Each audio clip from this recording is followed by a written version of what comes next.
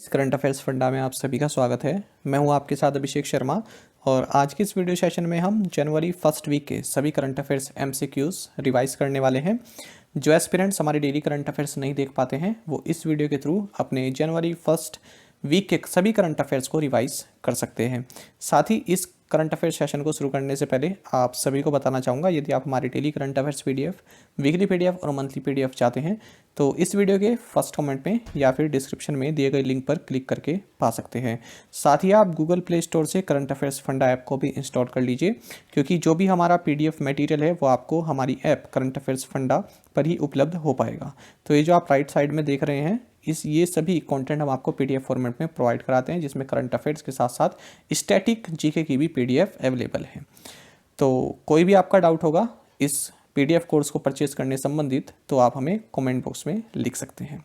तो चलिए फिर करते हैं शुरुआत इस वीडियो सेशन की।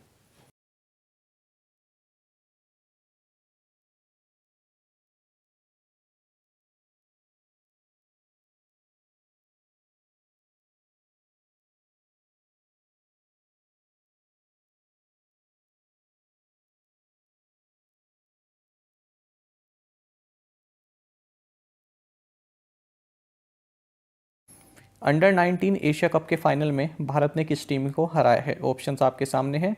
सही आंसर होगा ऑप्शन सी।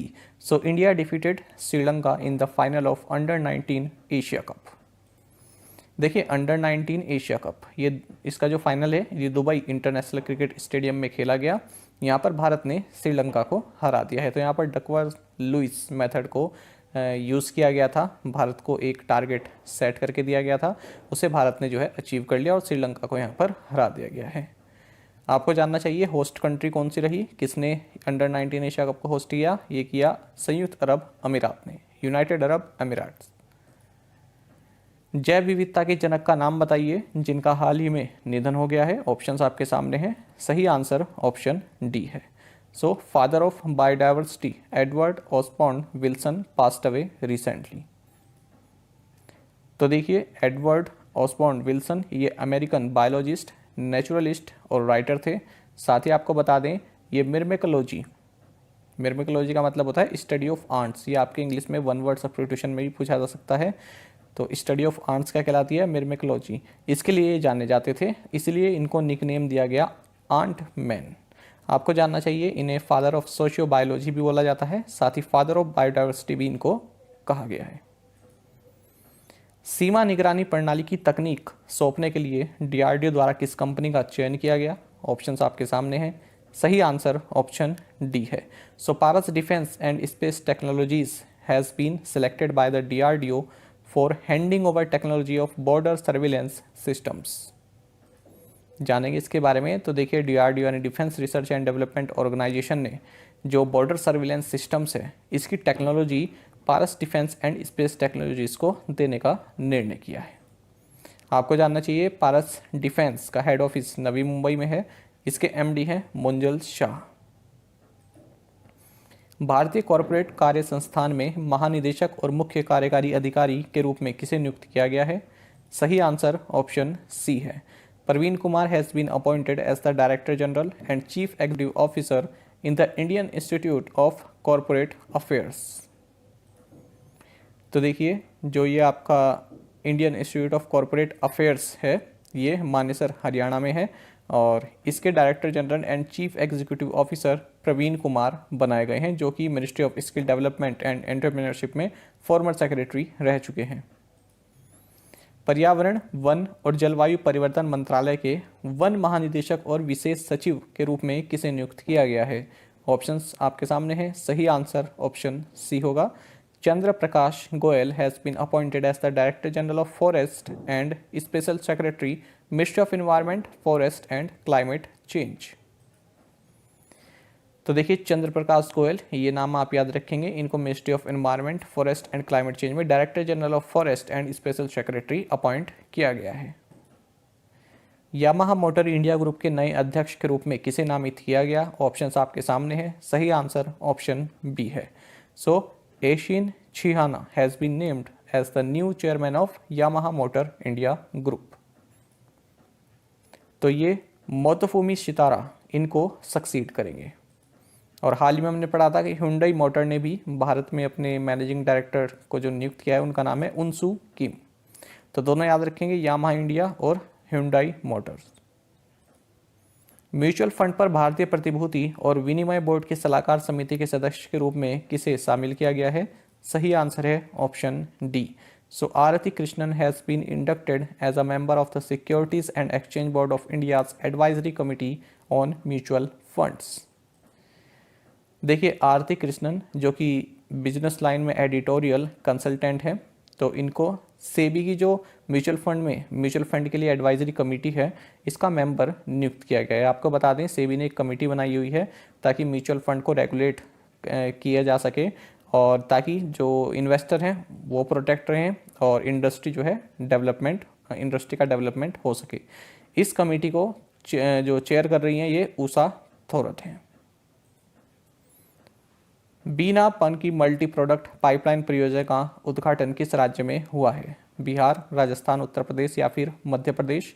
सही आंसर ऑप्शन सी है। बीना पन की multi product pipeline project inaugurated in Uttar प्रदेश।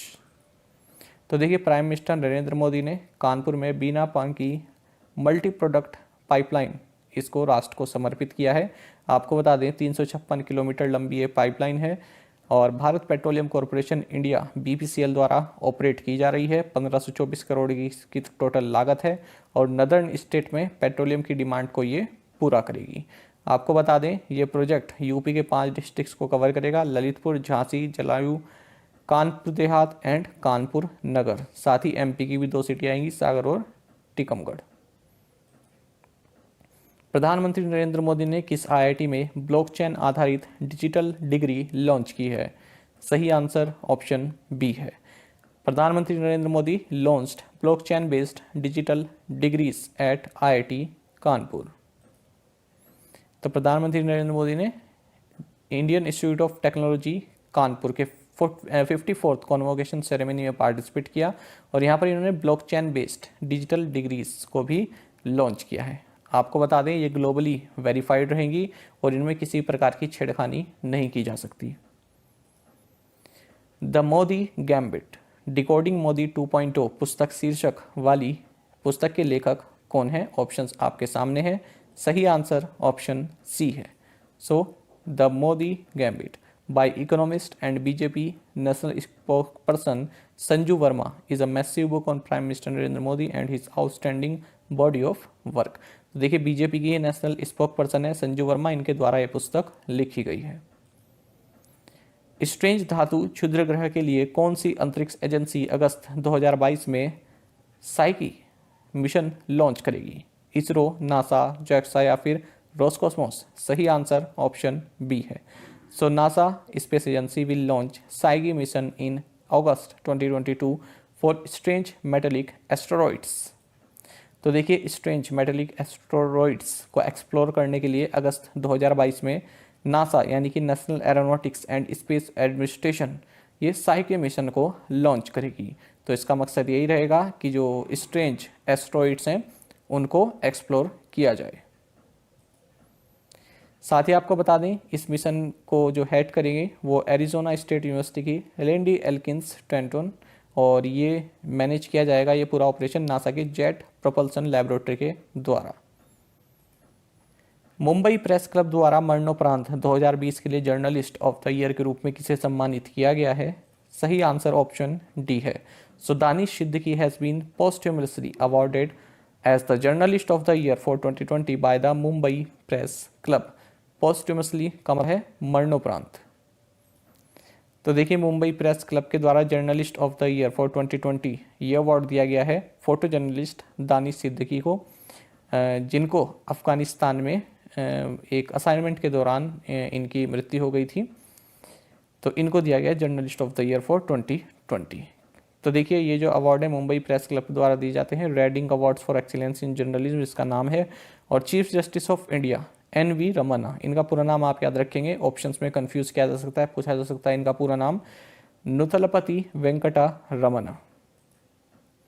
आपको जानना चाहिए सीनियर जर्नलिस्ट प्रेम शंकर झा, इनको लाइफ टाइम अचीवमेंट अवार्ड दिया गया है। केंद्रीय गृह मंत्री अमित शाह ने किस राज्य या केंद्र शासित प्रदेश में भारत दर्शन पार्क का उद्घाटन किया?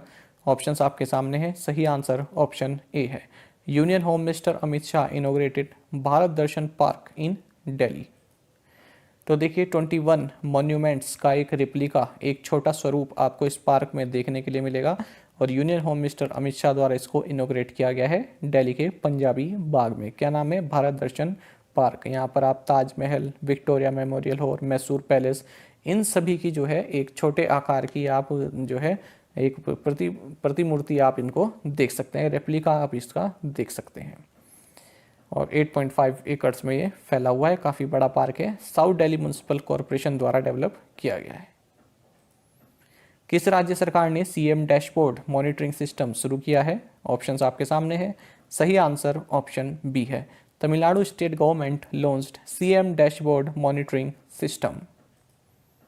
तो तमिलनाडु के जो चीफ मिनिस्टर हैं एम.के. स्टालिन, अब ये रियल टाइम इंफॉर्मेशन पा सकेंगे important matters including rainfall patterns, water storage levels in reservoirs and health related among others. देखिए रियल टाइम इंफॉर्मेशन का मतलब क्या है? 11 बजे क्या स्थिति चल रही है, 12 बजे क्या स्थिति चल रही है, 3 बजे क्या स्थिति चल रही है, तो जो भी रेनफॉल पैटर्न्स हैं, वाटर स्टोरेज लेवल कितना रहा है, इस सभी की स्थिति ये एक तरह की स्क्रीन आप कह सकते हैं सीएम डैशबोर्ड मॉनिटरिंग सिस्टम पर ये पा सकेंगे, हर वक्त अपनी निगरानी रख सकेंगे। और हाल ही में हमने पढ़ा था कि यहाँ के चीफ मिनिस्टर ने तमिल थाई वजत इसको स्टेट सॉन्ग डिक्लेयर किया है। कौन सा देश 2025 तक सभी मौजूदा परमाणु ऊर्जा संयंत्रों को बंद कर देगा? ऑप्शंस आपके सामने हैं। सही आंसर ऑप्शन बी है। Belgium will close all existing nuclear power plants by 2025। तो देखिए बेल्जियम ने कहा है कि हम 2025 तक जितने भी न्यूक्लियर पावर प्लांट्स हैं इन सभी को शट डाउन कर देंगे। आपको जानना चाहिए बेल्जियम की कैपिटल ब्रुसेल्स है, करेंसी यहाँ की यूरो है। यह है आपका बेल्जियम, नॉर्थ सी से टच होता हुआ इसकी लोकेशन है। आगे बढ़ते हैं। किस देश ने दुनिया का पहला ड्यूल मोड वाहन पेश किया जो सड़कों और पटरियों पर चल सकता है? सही आंसर ऑप्शन ए है। Japan introduced world's first dual mode vehicle that can run on roads and tracks. तो देखिए यहाँ पर ये व्हीकल दिए हुए हैं और पीछे ये व्हील है, आगे भी ये व्हील है। तो अगर पटरी पे चलें तो ये व्हील यूज़ होंगे, अगर रोड पर चल रहे हैं तो ये वाले जो व्हील्स हैं ये यूज़ होंगे। सॉरी, ये वाले ये टायर्स हैं और पीछे व्हील्स हैं। तो देखिए वर्ल्ड की फर्स्ट ड्यूल मोड व्हीकल है और ये कायो जापान यहाँ पर जो है इसको लॉन्च किया गया है। इसी खासियत यही है कि रोड्स और रेल ट्रैक पर ये चल सकता है। तो जैसे कि मैंने आपको बताया पीछे और आगे इसमें व्हील लगे हुए हैं जो कि ट्रैक पर चल सकते हैं और बीच में जो है ये टायर्स हैं, अगर आपको रोड पे जाना है तो टायर्स हैं। किस बैंक ने ग्रीन सावधि जमा शुरू करने की घोषणा की है? सही आंसर ऑप्शन डी है। IndusInd bank has announced the launch of green fixed deposits. तो देखिए इंडसइंड बैंक ने ग्रीन फिक्स्ड डिपॉजिट्स लॉन्च किया है जिसका मकसद ये रहेगा जो भी इस स्कीम के तहत जो भी इंडसइंड बैंक के पास जो भी डिपॉजिट आता है उसको जो ग्रीन प्रोजेक्ट्स हैं, जो ग्रीन एनर्जी से संबंधित प्रोजेक्ट्स हैं उनको फाइनेंस करने के लिए दिया जाएगा, यानी कि एक तरह का लोन उन प्रोजेक्ट्स को देगा इंडसइंड बैंक। आपको जानना चाहिए इंडसइंड बैंक के MD and CEO Sumant Kathpalia है। हेडक्वार्टर्स पुणे महाराष्ट्र में है। टैगलाइन है we make you feel richer. हाल ही में हमने पढ़ा था कि इंडसइंड बैंक और एनपीसीआई ने एक टाइप किया है जिसके तहत जो भारत में अगर बाहर से कोई भारतीय अपना पैसा भेज रहा है भारत में तो यूपीआई आईडी इसको यूज़ करके भेज सकता है। वी.के. त्रिपाठी रेलवे बोर्ड के अध्यक्ष और मुख्य कार्यकारी अधिकारी के रूप में किसका स्थान लेंगे? ऑप्शंस आपके सामने हैं। सही आंसर ऑप्शन ए है। So VK. Tripathi will replace Sunit Sharma as the chairman and chief executive officer of the railway board. तो देखिए appointments committee of the cabinet, इसने विनय कुमार त्रिपाठी या फिर वी.के. त्रिपाठी इनको रेलवे बोर्ड का नया chairman and chief executive officer नियुक्त किया है। आपको बता दें ये सुनीत शर्मा की जगह लेंगे। अब तक सुनीत शर्मा इस पोजीशन पर थे और इनकी जो अपॉइंटमेंट हुई है वी.के. त्रिपाठी की 6 मंथ के लिए हुई है, यानी कि 1 जनवरी 2022 से 30 जून 2022 तक के लिए। आपको बता दें रेलवे बोर्ड में एक चेयरमैन होते हैं, साथ ही 7 अदर मेंबर्स होते हैं और एक फाइनेंशियल कमिश्नर होता है। इन्हीं में ही director general railway health services, director general personnel and director general railway protection force होते हैं। आपको जानना चाहिए किसी भी रेलवे स्टेशन का नाम यदि चेंज करना है तो उसके लिए इंडियन रेलवे बोर्ड की अप्रूवल लेनी जरूरी होती है। चलिए आगे बढ़ते हैं। भारतीय तटरक्षक बल के 24वें प्रमुख के रूप में किसने पदभार ग्रहण किया है? सही आंसर ऑप्शन सी है।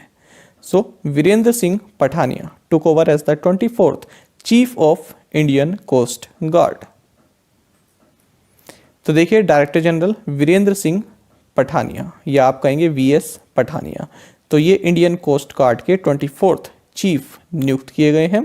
आपको बता दें ये एलुमनस हैं defence services staff college Wellington के और national defence college new Delhi के। देखिए ये लाइन मैंने इसलिए ऐड की है ताकि आपको ये पता रहे कि कौन सा कॉलेज कहाँ पर है। ये पूछ लिया जाता है डिफेंस सर्विसेज स्टाफ कॉलेज ये वेलिंगटन में है, national defence college new Delhi में है। बाकी आपको जानना चाहिए इंडियन कोस्ट गार्ड की स्थापना 1 फरवरी 1977 को हुई थी और इसका मोटो है वयम रक्षामः यानी कि we protect. Jawaharlal Nehru road का नाम बदलकर नरेंद्र मोदी मार्ग किस राज्य में रखा गया है? सही आंसर ऑप्शन बी है। Jawaharlal Nehru road renamed as Narendra Modi Marg in Sikkim. देखिए एक रोड है जो कि सोमगो लेक को नाथुला बॉर्डर पास से कनेक्ट करती है गैंगटॉक में। तो इस रोड का नाम पहले जवाहरलाल नेहरू रोड था, अब इसको नरेंद्र मोदी मार्ग का नाम दे दिया गया है और इसको ऑफिशियली इनॉग्रेट किया गया है सिक्किम के गवर्नर गंगा प्रसाद के द्वारा। बाकी आपको जानना चाहिए सिक्किम की कैपिटल गैंगटॉक है और चीफ मिनिस्टर है प्रेम सिंह तमांग। भारतीय सेना ने हाल ही में किस राज्य में क्वांटम लैब की स्थापना की है? ऑप्शंस आपके सामने है। सही आंसर ऑप्शन डी है। The Indian army has recently established the quantum lab in Madhya Pradesh. देखिए इंडियन आर्मी ने हाल ही में मध्य प्रदेश के महो में स्थित military college of telecommunication engineering यहाँ पर क्वांटम लैब को इस्टेब्लिश किया है। साथ ही इन्होंने यहीं पर आर्टिफिशियल इंटेलिजेंस सेंटर यानी कि एआई सेंटर को भी इस्टेब्लिश किया है सेम इंस्टीट्यूशन में। हाल ही में हमने पढ़ा था कि मध्य प्रदेश गवर्नमेंट ने फर्स्ट ड्रोन फेयर इसको ऑर्गेनाइज किया है ग्वालियर में। ये इंपॉर्टेंट क्वेश्चन आपके लिए बन सकता है। साथ ही आप जानते हैं कि वर्ल्ड संगीत तानसेन फेस्टिवल ये मध्य प्रदेश ग्वालियर में ऑर्गेनाइज किया जाता है। दंत बीमा की पेशकश करने के लिए किस जनरल इंश्योरेंस कंपनी ने क्लाउड डेंटल के साथ सहयोग किया है? सही आंसर है option D. So ICICI Lombard General Insurance has collaborated with Cloud Dental to offer dental insurance। जानेंगे इसके बारे में। तो देखिए डेंटल इंश्योरेंस ऑफर करने के लिए ICICI Lombard General Insurance company ने क्लाउड डेंटल के साथ भागीदारी की है। बैंकिंग एग्जाम में इस तरह क्वेश्चन पूछ ले जाते हैं। आपको जानना चाहिए ICICI Lombard General Insurance के CEO भार्गव दासगुप्ता हैं। हेडक्वार्टर्स मुंबई महाराष्ट्र में स्थित है। प्लास्टिक की थैलियों को खत्म करने के लिए किस राज्य ने मिंदम मंजापाई अभियान की शुरुआत की है? केरल, कर्नाटक, तेलंगाना या फिर तमिलनाडु? सही आंसर ऑप्शन डी है। So Tamil Nadu state launched Meendum Manjappai campaign to eliminate plastic bags. देखिए तमिलनाडु के चीफ मिनिस्टर हैं MK स्टैलिन, आप सभी जानते हैं। तो इन्होंने एक इन्वायरमेंट फ्रेंडली इनिशिएटिव लॉन्च किया है जिसका नाम है मिंदम मंजापाई विजिपुनर्वु इयक्कम। तो इसमें क्या होगा, जो भी देखिए जो पॉली बैग्स हैं उनको रिप्लेस किया जाएगा येलो कलर्ड क्लॉथ बैग। तो कपड़े के बैग हैं ये येलो कलर के, इनसे जो है इनको चेंज किया जाएगा। देखिए पहले भी ये येलो कलर के यूज़ किए जाते थे, उसके बाद फिर से दोबारा ये जो आपके पॉलीथीन होती है ये सब यूज़ में आने लगे। ठीक है, तो काफ़ी अच्छा इनिशिएटिव इसको कहा जाएगा।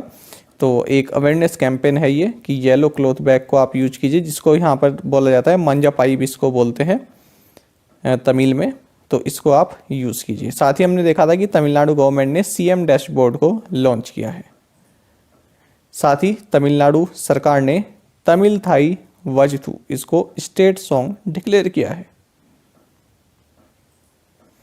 किस संस्थान को 2021 का राष्ट्रीय नस्ल संरक्षण पुरस्कार मिला है? ऑप्शंस आपके सामने हैं। सही आंसर ऑप्शन डी है। सो KVASU has backed the national breed conservation award for 2021। जानेंगे इसके बारे में। तो देखिए जो आपको मैंने लिखा ऑप्शन में KVASU, इसकी फुल फॉर्म है Kerala veterinary and animal science university. तो इसको national breed conservation award for 2021 दिया गया है। आपको बता दें ये अवार्ड जो है ICAR the national bureau of animal genetic resources यानी NBAGR द्वारा दिया जाता है।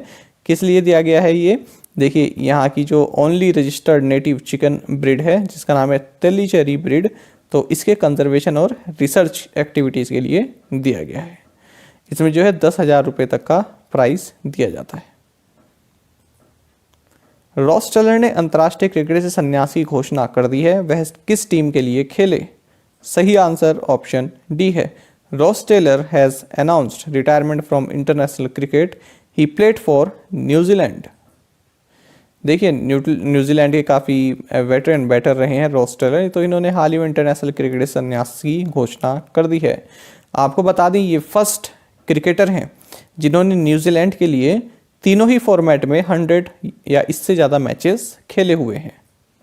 साथ ही आपको जानना चाहिए साल 2006 में इन्होंने डेब्यू किया था और न्यूजीलैंड के लिए इंटरनेशनल क्रिकेट में हाईएस्ट रन स्कोरर रहे हैं, 18,074 रन है इनके। सबसे ज़्यादा अपीयरेंस भी इनकी रही है 445 मैचेस में।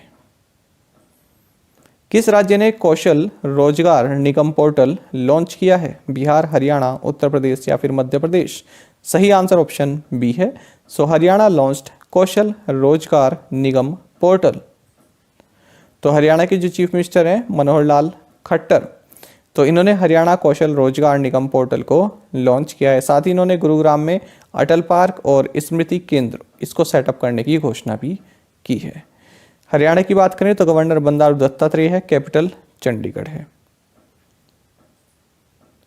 दया प्रकाश सिन्हा ने किस भाषा वर्ग में साहित्य अकादमी पुरस्कार 2021 जीता है?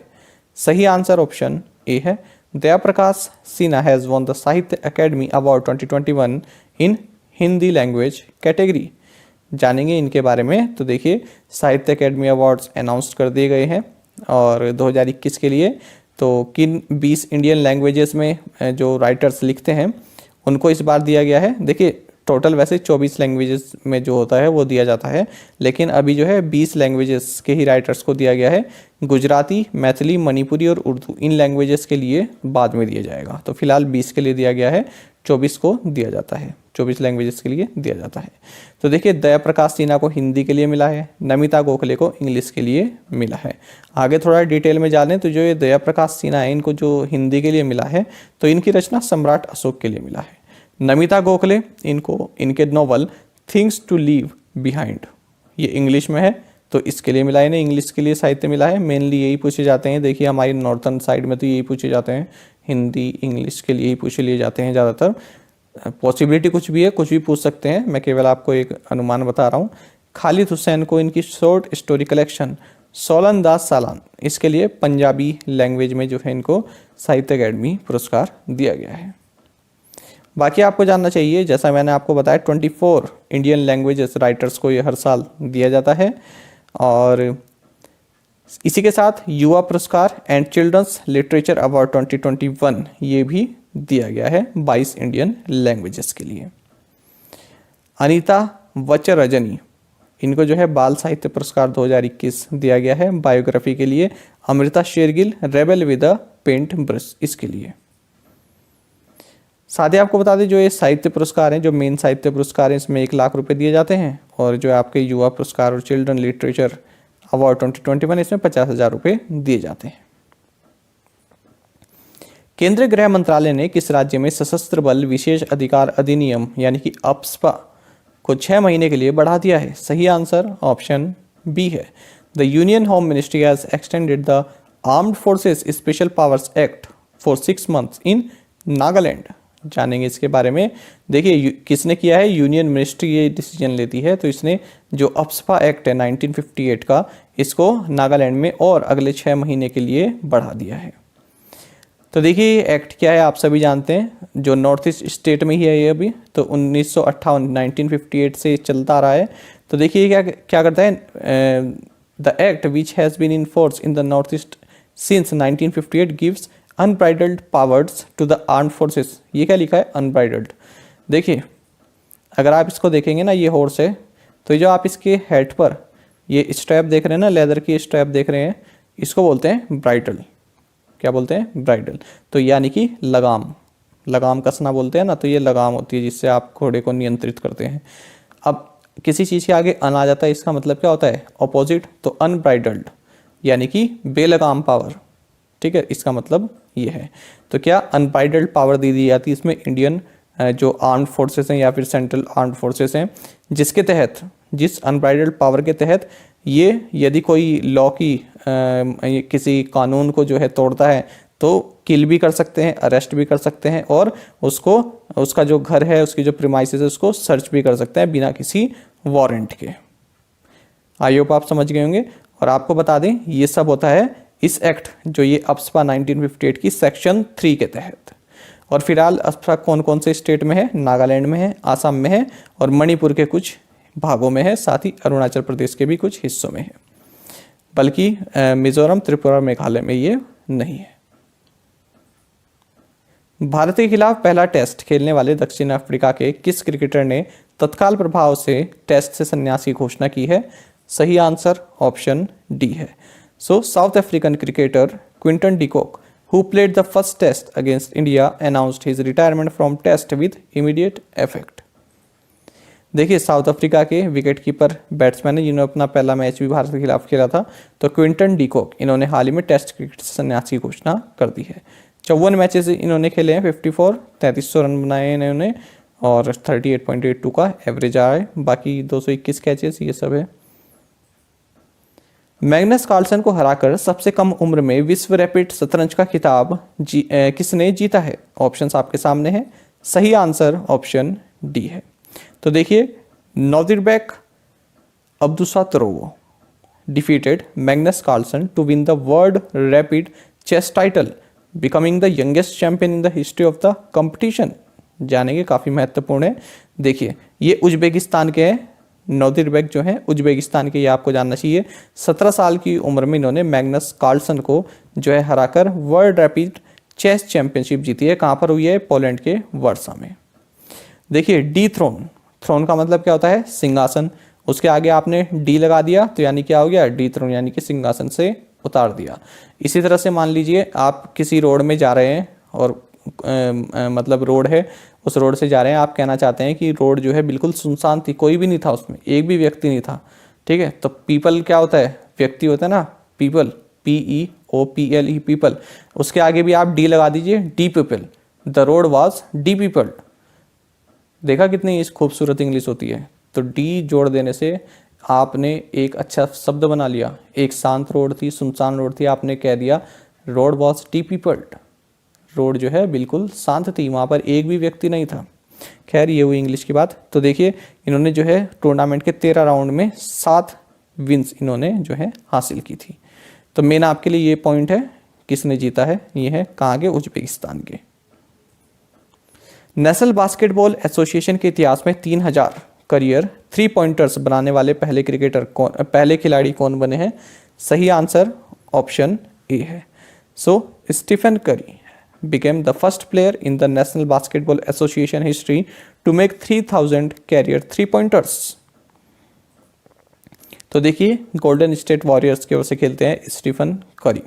तो ये फर्स्ट प्लेयर बन गए हैं NBA हिस्ट्री में जिन्होंने एक गेम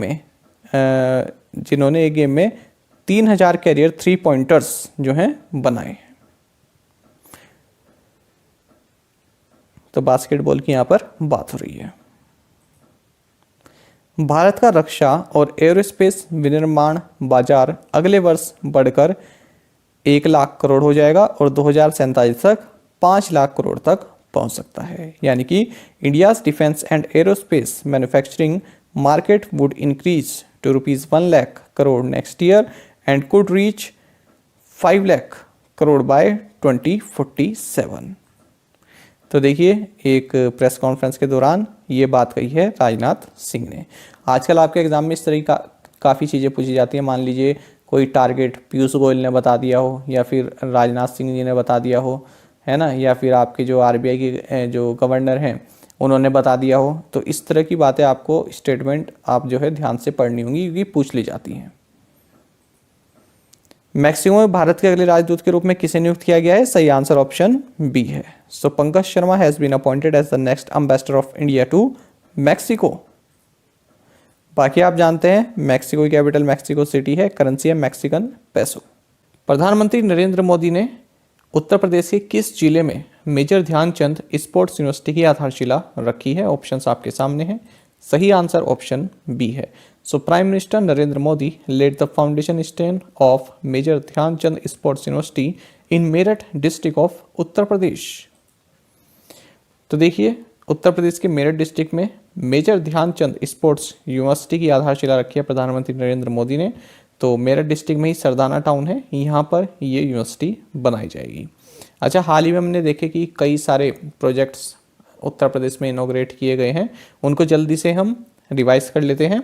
सबसे पहले आप ये जानेंगे कि रशिया और भारत मिलकर AK-203 राइफल्स का प्रोडक्शन करेगा उत्तर प्रदेश के अमेठी में। और जो आपके मिनिस्ट्री ऑफ इलेक्ट्रॉनिक्स में MOS है, मिनिस्टर ऑफ स्टेट्स हैं राजीव चंद्रशेखर, इन्होंने मेरठ में 5th सॉफ्टवेयर टेक्नोलॉजी पार्क हाल ही में इनोग्रेट किया है। हैदरपुर वेटलैंड जो कि उत्तर प्रदेश में है, ये नई रामसर साइट है भारत की। साथ ही प्रधानमंत्री नरेंद्र मोदी ने उत्तर प्रदेश के बलरामपुर में सरयू नहर नेशनल प्रोजेक्ट को इनोग्रेट किया है। प्रधानमंत्री नरेंद्र मोदी ने उत्तर प्रदेश के शाहजहांपुर में गंगा एक्सप्रेसवे की आधारशिला रखी है। साथ ही डिफेंस मिनिस्टर राजनाथ सिंह ने लखनऊ में ब्रह्मोस मिसाइल प्रोडक्शन यूनिट की आधारशिला रखी है। उत्तर प्रदेश ने 11th hockey India junior national championship जीती है। साथ ही जो MOS इलेक्ट्रॉनिक्स एंड IT हैं राजीव चंद्रशेखर, इन्होंने उत्तर प्रदेश में 7 नए इंटरनेट एक्सचेंजेस को लॉन्च किया है। निरस्त्रीकरण पर संयुक्त राष्ट्र सम्मेलन में भारत के अगले राजदूत के रूप में किसे नियुक्त किया गया है? सही आंसर ऑप्शन बी है। So Anupam Ray has been nominated as the next ambassador of India to the UN conference on disarmament Geneva. देखिए UN कॉन्फ्रेंस ऑन डिसआर्मामेंट जिसका हेडक्वार्टर्स जेनेवा स्विट्जरलैंड में है, तो यहाँ पर भारत के जो अगले एम्बेसडर होंगे ये डॉक्टर अनुपम रे होंगे। आपको जानना चाहिए जो ये UN कॉन्फ्रेंस ऑन डिसआर्मामेंट है, इसमें 65 मेंबर स्टेट्स हैं। इनमें जो 5 नॉन प्रोलिफरेशन ट्रीटी वाले जो न्यूक्लियर वेपन स्टेट्स हैं, China, France, Russia, United kingdom and United states, ये भी शामिल हैं। आपको जानना चाहिए जेनेवा में जो यूनाइटेड नेशंस का ऑफिस है, तो यहाँ पर डायरेक्टर जनरल हैं मिस टैटियाना वालोवाया। तो यही इस UN कॉन्फ्रेंस ऑन डिसआर्मामेंट इसकी सेक्रेटरी जनरल है। किस राज्य ने पेंशन भोगियों के लिए आर्टिफिशियल इंटेलिजेंस यानी AI आधारित ऑनलाइन जीवन प्रमाण पत्र प्रणाली शुरू की है? ऑप्शंस आपके सामने हैं। सही आंसर ऑप्शन बी है। So Odisha launched an AI based online life certificate system for pensioners. जानेंगे इसके बारे में। देखिए जो भी पेंशनर होते हैं ना, उनको हर साल एक बार साल के अंत में अपना एक सर्टिफिकेट वहाँ पर जमा कराना पड़ता है, जो ट्रेजरी होती है, जो कोषागार होता है वहाँ पर, कि हम लोग जो हैं जीवित हैं और जो हमारी पेंशन आ रही है ये सही अकाउंट में जा रही है, ठीक है, मतलब सही जगह जा रही है। तो ऐसा एक सर्टिफिकेट उन्हें देना पड़ता है, हलफनामा देना पड़ता है। तो जनरली ऑफिस में जाना पड़ता है इस तरह के सभी काम के लिए, वेरीफाई करने के लिए। तो उड़ीसा सरकार ने क्या किया, इसको पूरी तरह से डिजिटलाइज कर दिया है। अब ये ऑनलाइन ही ये सब काम हो सकेगा। तो इसके लिए उड़ीसा सरकार ने digital life certificate system launch किया है, जिसमें वीडियो वेरिफिकेशन प्रोसेस के थ्रू जो है हर सभी डॉक्यूमेंट भी सबमिट हो जाएंगे और वेरीफाई भी हो जाएगा कि हाँ जो पेंशनर है वो जीवित है। बाकी आपको जानना चाहिए यहाँ पर जो भी सरकार के जो डेली के कार्यक्रम होते हैं या आगे के कार्यक्रम हैं, उनको यदि पब्लिक जानना चाहती है तो E-डायरी इस तरह का एक प्लेटफॉर्म लॉन्च किया है उड़ीसा सरकार ने। और आपको बता दें जो ये E-डायरी है और डिजिटल लाइफ सर्टिफिकेट सिस्टम है, ये दोनों ही उड़ीसा सरकार की जो 5T और मो सरकार इनिशिएटिव है, इनके तहत इनको लॉन्च किया गया है। तो पूछा जा सकता है कि 5D और मोह सरकार इनिशिएटिव किस स्टेट से संबंधित है? तो आंसर होगा उड़ीसा। और हाल ही में हमने पढ़ा था कि विमेन एम्पावरमेंट के लिए उड़ीसा गवर्नमेंट ने यूएन कैपिटल डेवलपमेंट फंड के साथ पार्टनरशिप की है। अंतर्राष्ट्रीय प्रेषण व्यवसाय शुरू करने के लिए किस भुगतान बैंक को आरबीआई की मंजूरी मिली है? ऑप्शंस आपके सामने है। सही आंसर ऑप्शन बी है। So Fino payments bank has received the RBI's approval to start international remittance business. जानेंगे इसके बारे में। तो देखिए, अब मान लीजिए जो भारतीय बाहर रहते हैं, विदेशों में रहते हैं, तो वो भारत में पैसा भेजना चाहते हैं तो फिनो पेमेंट्स बैंक में अपना पैसा वो भेज सकते हैं। ठीक है, तो फिनो पेमेंट बैंक में भी बाहर से पैसा आ सकता है। जो रेमिटेंस आता है, जो भारतीय बाहर रह रहे हैं वो अपने देश में जो पैसा भेजते हैं तो वो फिनो पेमेंट्स बैंक में भी भेज सकते हैं। इसकी मंजूरी मिली है आरबीआई से। बाकी आपको जानना चाहिए, फिनो पेमेंट्स बैंक के एमडी एंड सीईओ ऋषि गुप्ता है। हेडक्वार्टर्स मुंबई महाराष्ट्र में है। टैगलाइन है कदर आपकी मेहनत की। फर्मों कॉरपोरेटों के लिए RuPay business platinum debit card launch करने के लिए किस बैंक ने एनपीसीआई के साथ भागीदारी की है? ऑप्शंस आपके सामने हैं। सही आंसर ऑप्शन डी है। So central bank of India has partnered with NPCI to launch RuPay business platinum debit card for firms corporates. तो देखिए, सेंट्रल बैंक ऑफ इंडिया ने यहाँ पर national payments corporation of India के साथ मिलकर RuPay business platinum debit card launch किया है जो कॉर्पोरेट्स हैं उनके लिए। आपको जानना चाहिए, सेंट्रल बैंक ऑफ इंडिया के एमडी एंड सीईओ मतम वेंकटा राव हैं। हेडक्वार्टर्स मुंबई महाराष्ट्र में है। टैगलाइन है central to you since 1911। S Balachandran को किस देश में भारत के अगले उच्चायुक्त के रूप में नियुक्त किया गया है? सही आंसर ऑप्शन बी है। S Balachandran has been appointed as the next high commissioner of India to Barbados. तो देखिए, ये है यहाँ पर लोकेशन बारबाडोस की। कैरेबियन आइलैंड है, ये आइलैंड कंट्री है और इसकी कैपिटल है ब्रिजटाउन और करेंसी है बारबाडोस डॉलर।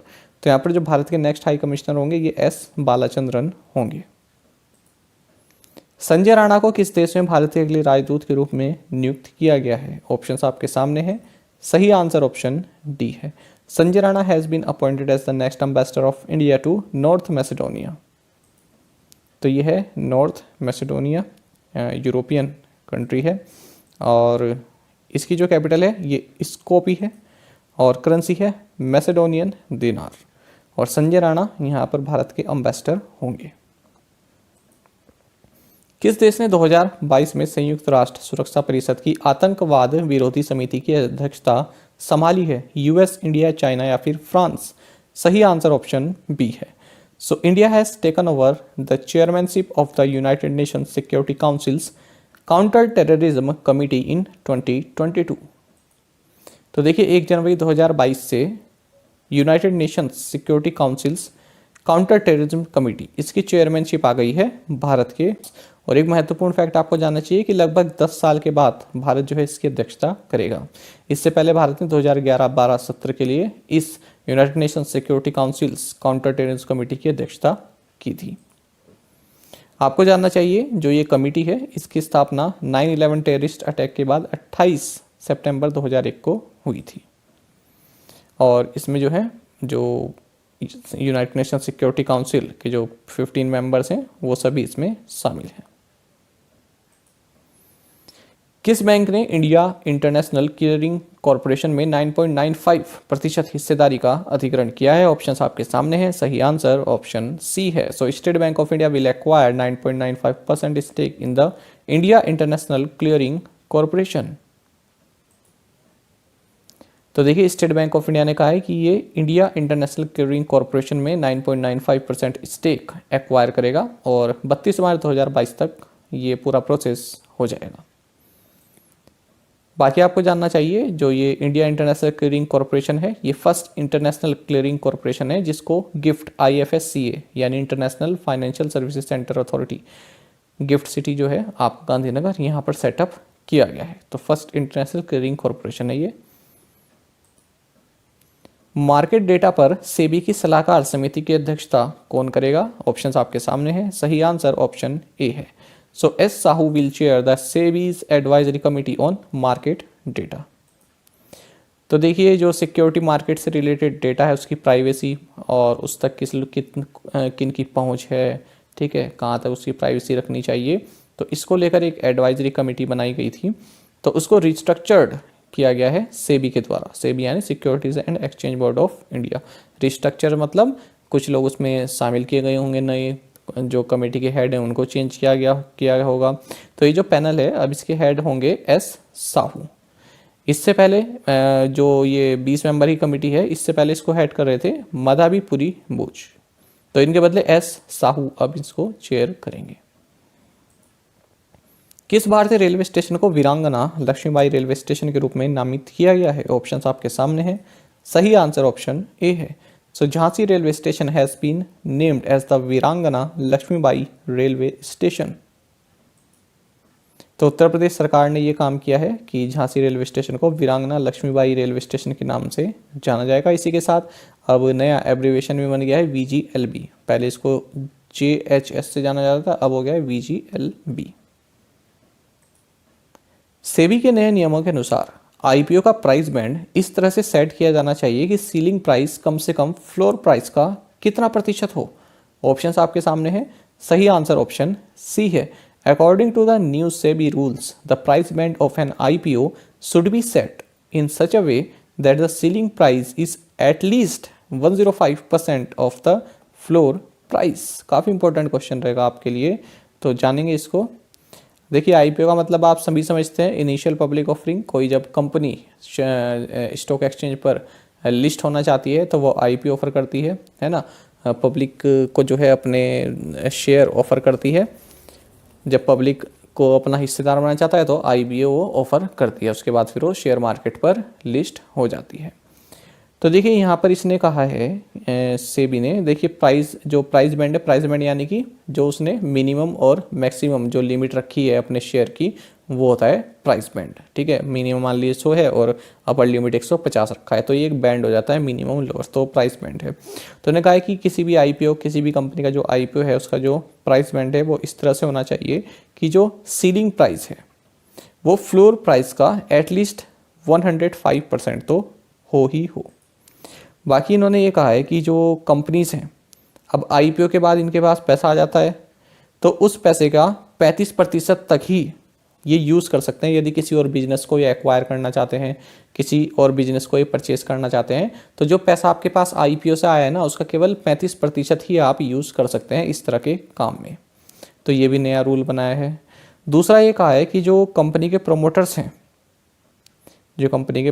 हैं, वो 20% से ज़्यादा के जो अपने स्टेक हैं उस कंपनी में उसको नहीं बेच सकते, ठीक है। Promoters with stake of over 20% in a company can not sell more than half of their stake in an IPO, ठीक है। तो IPO के दौरान जो प्रमोटर्स हैं वो 20% से ज़्यादा के अपने स्टेक जो है बेच नहीं सकते। साथ ही इन्होंने कहा है कि जो एंकर इन्वेस्टर्स हैं, ये IPO मान लीजिए आज होना है तो उससे 90 दिन पहले तक जो है अपने जो इनके शेयर हैं, कंपनी में शेयर हैं, तो हाफ से ज़्यादा शेयर अपने नहीं बेच सकते। देखिए एंकर इन्वेस्टर्स क्या होते हैं, जैसे IPO होता है ना तो उसके बाद पब्लिक को शेयर मिलते हैं जो जिनका भी नंबर आता है, लेकिन एंकर इन्वेस्टर क्या होते हैं, IPO से पहले इनको जो है शेयर मिल जाते हैं, ठीक है। काफ़ी मतलब जितनी अच्छी लिस्ट होती है उतना ही अच्छा IPO जाता है, ठीक है। तो एंकर इन्वेस्टर जो है IPO से 90 दिन पहले तक अपने हाफ से ज़्यादा शेयर नहीं बेच सकते। पहले ये केवल 30 डेज़ के लिए था, ठीक है। तो थोड़ा टेक्निकल है, टर्म्स टेक्निकल हैं, थोड़ी आपको समझनी पड़ेंगी। लेकिन जैसे आपको इतना तो काम नहीं है कि अब सीलिंग प्राइस क्या है, प्राइस बैंड क्या है, इतना आपको नहीं जानना है, तो आप केवल इन 4 पॉइंट्स को याद करके रखें कि हाँ इस तरह से हमें याद रखना है, इस तरह से पूछा जा सकता है। बस ये आंकड़े याद रखने, 20% हो गया और मोर देन हाफ हो गया, 35% हो गया, 105% हो गया, ये सब चीज़ें केवल आपको याद रखनी है, केवल यही आपके काम का है फिलहाल। और ये रूल्स जो है 1 अप्रैल 2022 से लागू होंगे। विश्व ब्रेल दिवस किस दिन मनाया जाता है? सही आंसर ऑप्शन डी है। तो world Braille day is observed on January 4। देखिए ब्रेल आप सभी जानते हैं, कुछ लोग ऐसे होते हैं जो सही से देख नहीं पाते, है ना, ब्लाइंड होते हैं या फिर पार्शियली साइटेड पीपल होते हैं। तो उनके लिए क्या होता है, वो कागज़ पर देखा है ना आपने, डॉट डॉट थोड़े गुदे हुए होते हैं, तो उनसे पहचान कर लेते हैं कि क्या लिखा है। इसी तरह से स्क्रीन भी आती है, स्क्रीन पर भी लिखा जाता है इसी तरह से, तो पहचान कर लेते हैं और वो लिख भी सकते हैं। इसी तरह से डॉट्स को कनेक्ट कर सके वो अपनी जो है बात भी दूसरे लोगों तक जो है कह सकते हैं, उसको ब्रेल टेक्नोलॉजी बोलते हैं। तो सबसे पहले ये जो वर्ल्ड ब्रेल डे है ये 2019 में मनाया गया था।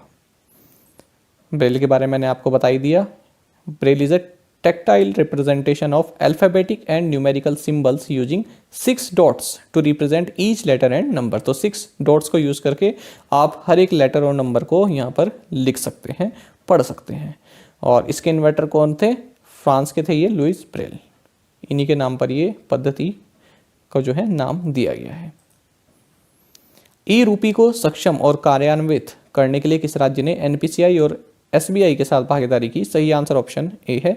Karnataka has partnered with NPCI and SBI for enabling and implementing e रूपी।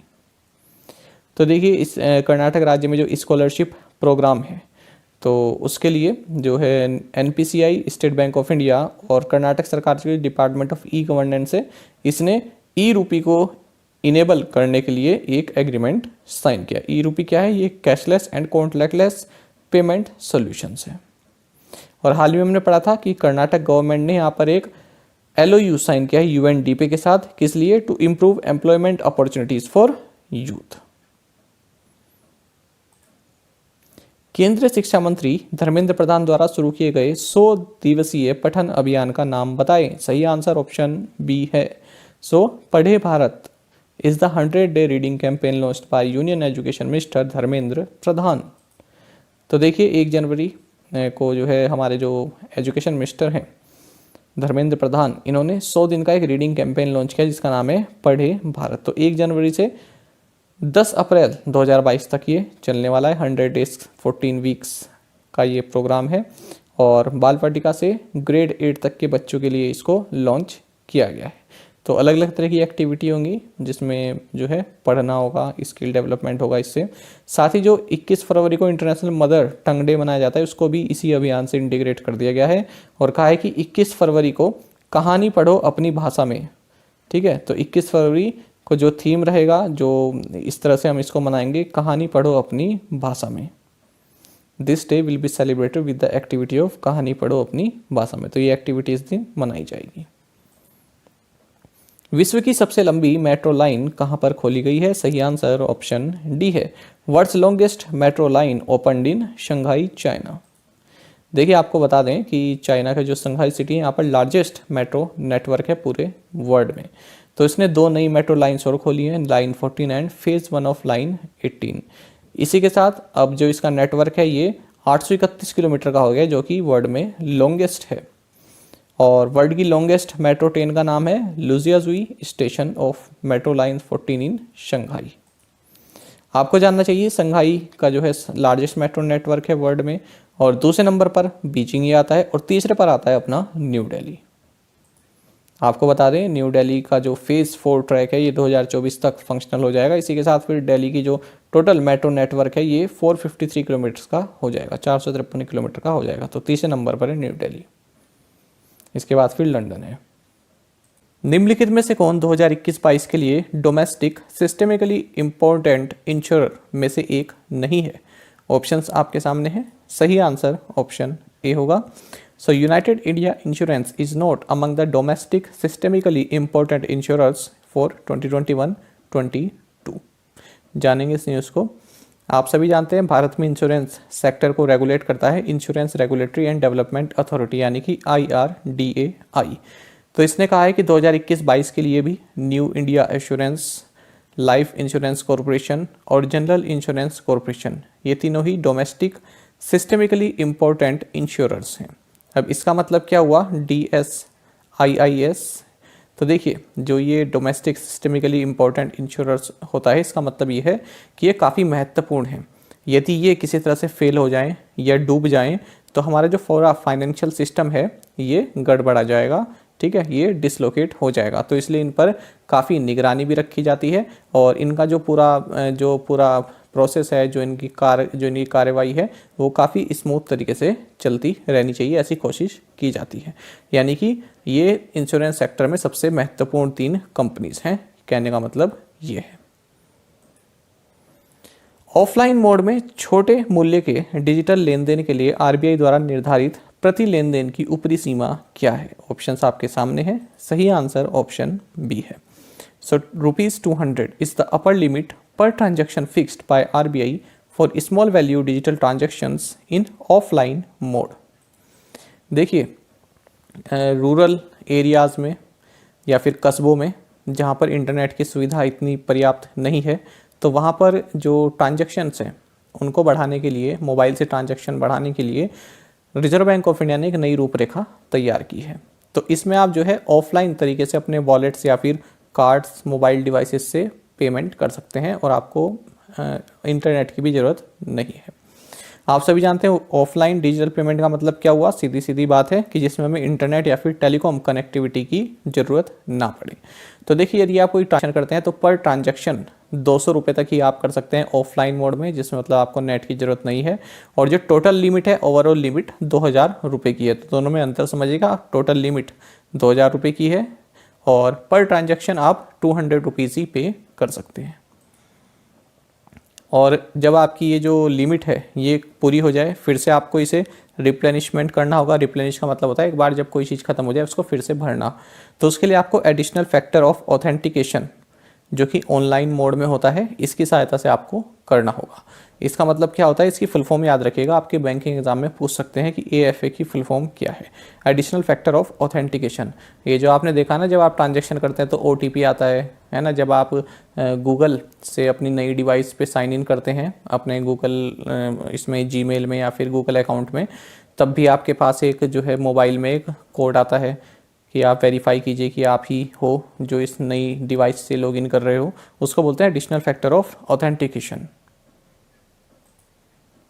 कृषि लागत और मूल्य आयोग यानी CACP के अध्यक्ष के रूप में किसे फिर से नियुक्त किया गया है? ऑप्शंस आपके सामने है। सही आंसर ऑप्शन सी है। So Vijay Paul Sharma has been reappointed as the chairman of commission for agricultural cost and prices, CACP। देखिए, सेंट्रल गवर्नमेंट ने विजय पॉल शर्मा, इनको commission for agriculture cost and prices, जिसे आप CACP बोलते हैं, फिर से इसका चेयरमैन नियुक्त किया है। आपको बता दें, विजय पॉल शर्मा ने लास्ट ईयर मई में जो है यहाँ से इस्तीफा दे दिया था, क्योंकि इनका 5 साल का जो टेन्योर है, जो कार्यकाल है, वो समाप्त हो गया था। आपको जानना चाहिए जो ये CACP है, इसकी स्थापना 1965 में हुई थी और 1985 तक इसे एग्रीकल्चर प्राइसेस कमीशन के नाम से जाना जाता था। 1985 के बाद से अब इसको commission for agriculture cost and prices के नाम से जाना जाता है। आपको बता दें, यही है CACP, यही है जो कि 23 कमोडिटीज़ के लिए मिनिमम सपोर्ट प्राइस को जो है रिकमेंड करती है। MSP जो है, यही वो संस्था है जो रिकमेंड करती है। कितने कमोडिटीज़ पर? 23 कमोडिटीज़ पर, जिनमें कि 7 सीरियल्स हैं, 5 पल्सेस हैं, 7 ऑयल सीड्स हैं और 4 कमर्शियल क्रॉप्स हैं, जिसमें आपके कोपरा, शुगर केन, कॉटन और रो जूट हैं। वैध शादी की उम्र की समीक्षा करने वाले 31 सदस्यीय पैनल में एकमात्र महिला सांसद कौन है? ऑप्शंस आपके सामने हैं। सही आंसर ऑप्शन सी है। So Sushmita Dev is the only women MP in 31 member panel reviewing legal marriage age. देखिए, आप सभी जानते हैं prohibition of child marriage amendment bill 2021 के बारे में, जिसका उद्देश्य यह है कि जो गर्ल्स की जो एज है शादी करने की, उसको 18 साल से बढ़ाकर जो मेल वाला जो क्राइटेरिया है उसी तक ला दिया जाए, 21 साल तक ला दिया जाए। तो इसके लिए, इसकी समीक्षा करने के लिए कि क्या ये जो सुझाव है ये सही है, इसके लिए 31 मेंबर की एक पार्लियामेंट्री पैनल को जो है गठित किया गया और इसमें केवल एक ही महिला है। और ये एक महिला कौन है? ये है तृणमूल कांग्रेस की MP सुष्मिता देव। और आपको बता दें, जो ये पूरा पैनल गठित किया गया है, इसकी अध्यक्षता कर रहे हैं BJP के लीडर डॉक्टर विनय P सहस्त्रबुद्धे। आपको जानना चाहिए, जो ये अमेंडमेंट बिल है, ये 7 पर्सनल लॉज इनको अमेंड कर रहा है। यदि आप किसी स्टेट लेवल का एग्ज़ाम देते हैं, अच्छे लेवल का एग्ज़ाम होता है, जैसे PCS टाइप हो गया, RO, ARO, इस तरह के एग्ज़ाम हो गए, तो उनमें ये पूछा जा सकता है कि कितने पर्सनल लॉज को ये अमेंड करेगा। या 4 ऑप्शन दे देते हैं। एक ऐसा ऑप्शन होता है जिसको अमेंड नहीं करेगा, पूछ लेते हैं निम्न में से किसको अमेंड नहीं करेगा ये वाला बिल। तो ये सभी आप याद रखेंगे, Indian Christian marriage act, Parsi marriage and divorce act, Muslim personal law application act, spiritual marriage act, Hindu marriage act and foreign marriage act. केंद्रीय शिक्षा मंत्री ने नीट 3.0 लॉन्च किया है। नीट में ई अक्षर का क्या अर्थ है? ऑप्शंस आपके सामने हैं। सही आंसर ऑप्शन बी है। Union education minister launches NEET 3.0। The letter E in NEET stands for educational. जानेंगे इसके बारे में। देखिए, जो हमारे union education minister and skill development minister हैं धर्मेंद्र प्रधान, इन्होंने नीट 3.0 इस सिंगल प्लेटफॉर्म को लॉन्च किया है। आपको बता दें, ये जो प्लेटफॉर्म है ये कई तरह के technical solutions and courses provide कराता है जो भी देश के स्टूडेंट्स हैं उन सभी को। साथ ही इन्होंने AICTE प्रिस्क्राइब टेक्निकल बुक्स भी लॉन्च की हैं रीजनल लैंग्वेजेस में। तो यहाँ पर NEAT नीट यदि आप इसको कहें तो इसकी फुल फॉर्म होगी national educational alliance for technology. तो ये आप याद रखेंगे, इंपॉर्टेंट रहेगा आपके लिए। साथ ही आपको जानना चाहिए AICTE के चेयरमैन प्रोफेसर अनिल सहस्त्रबुद्धे हैं। Kalpana Chawla centre for research in space science and technology का उद्घाटन किस विश्वविद्यालय में किया गया है? ऑप्शंस आपके सामने हैं। सही आंसर ऑप्शन बी है। रक्षा मंत्री Rajnath Singh inaugurated Kalpana Chawla centre for research in space science and technology at Chandigarh university. Heartfulness अंतर्राष्ट्रीय योग की आधारशिला किस स्थान पर रखी गई? सही आंसर ऑप्शन डी है। Foundation stone for the heartfulness international yoga was laid at Hyderabad Telangana. देखिए, यूनियन आयुष मिनिस्टर हैं आपके सर्बानंदा सोनोवाल, तो उन्होंने हैदराबाद में हार्टफुलनेस इंटरनेशनल योगा अकेडमी इसकी आधारशिला रखी है। तो इसमें कई तरह के जो है योगा हॉल्स बनाए गए हैं जिसमें कि जो योगा स्टूडेंट्स हैं वो अपनी प्रैक्टिस कर सकते हैं। साथ ही इन्होंने 75 करोड़ सूर्य नमस्कार इनिशिएटिव भी लॉन्च किए हैं। यूरोपीय संघ परिषद की अध्यक्षता हर 6 महीने में सदस्य राज्यों के बीच रोटेट होती रहती है। रोटेटिंग प्रेसिडेंसी के तहत इस परिषद की अध्यक्षता 1 जनवरी से किस देश ने संभाली है? ऑप्शंस आपके सामने हैं। सही आंसर ऑप्शन बी है। The presidency of the EU Council rotates among the member states every 6 months. France turn at the rotating presidency started on January 1. जानेंगे इसके बारे में। देखिए, जो यूरोपियन यूनियन काउंसिल है तो इसकी जो प्रेसिडेंसी है, जो अध्यक्षता है, ये हर 6 महीने में जो भी यूरोपियन यूनियन काउंसिल में जो मेंबर स्टेट्स हैं इनमें रोटेट होती रहती है। 6 महीने एक है तो फिर अगले 6 महीने कोई और है। तो इस बार 1 जनवरी से 30 जून 2022 तक जो प्रेसिडेंसी आई है ये फ्रांस के पास आई है और फ्रांस ने इसका मोटो रखा है रिकवरी स्ट्रेंथ बिलोंगिंग। आपको बता दें, जब फ्रांस की 6 महीने की अध्यक्षता पूरी हो जाएगी उसके बाद चेक रिपब्लिक के पास इसकी प्रेसिडेंसी आ जाएगी। आपको जानना चाहिए, फ्रांस की कैपिटल पेरिस है, करेंसी यूरो है, प्राइम मिनिस्टर जीन कास्टेक्स हैं और प्रेसिडेंट है इमैनुअल मैक्रोन। कार्स 24 और किस फाइनेंस कंपनी ने यूज्ड कार खरीदारों के लिए निर्बाध वित्त पोषण प्रदान करने के लिए हाथ मिलाया है? सही आंसर ऑप्शन ए है। Cars 24 and Bajaj Finance have joined hands to provide seamless financing for used car buyers.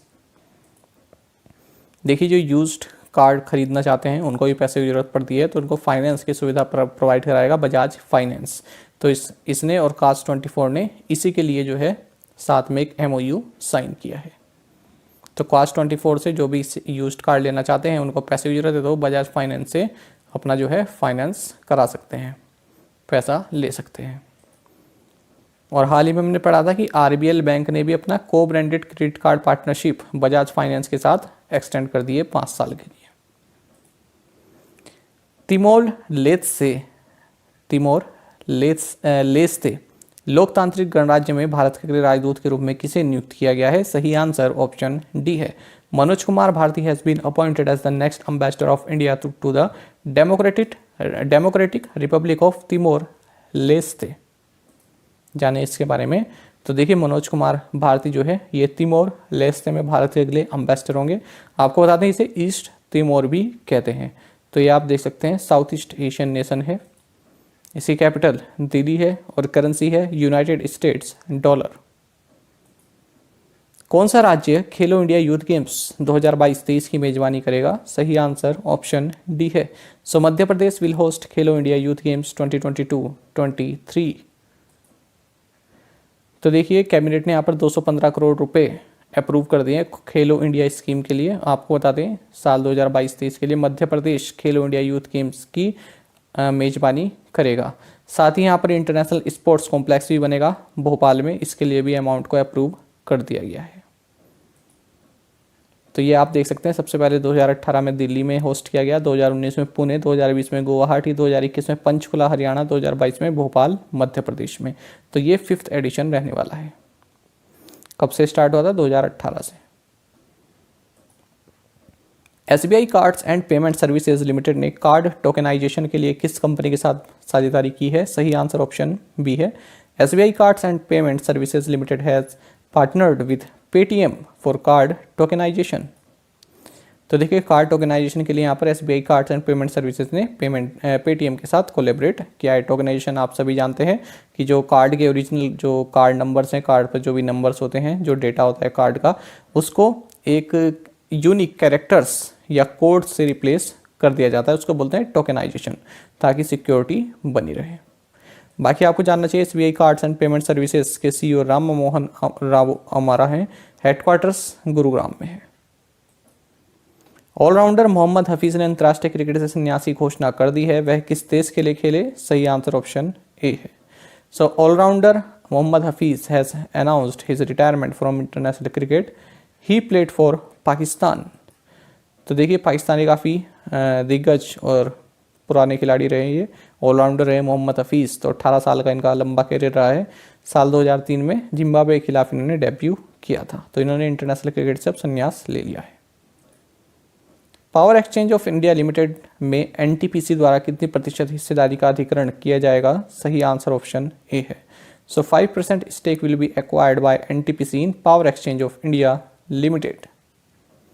बाकी आपको जानना चाहिए जो ये पावर एक्सचेंज ऑफ इंडिया है, ये इंडिया का first institutionally promoted power exchange है जो कि इलेक्ट्रिसिटी ट्रेडिंग सॉल्यूशंस प्रोवाइड कराता है। किस ऐप ने भारत की पहली crypto currency index IC15 launch करने की घोषणा की है? सही आंसर ऑप्शन डी है। So CryptoWire app has announced the launch of India's first index of crypto currencies IC15। तो देखिए क्रिप्टोवायर जो कि एक क्रिप्टो सुपर ऐप है, इसने इंडिया का फर्स्ट इंडेक्स लॉन्च किया है क्रिप्टो करेंसीज के लिए, जिसका नाम है IC15। तो इसमें जो भी पूरे वर्ल्ड में टॉप 15 जो widely traded liquid crypto currencies हैं वो यहाँ पर लिस्टेड रहेंगी। तो आप उनकी परफॉर्मेंस को यहाँ पर ट्रैक और मेजर कर सकते हैं।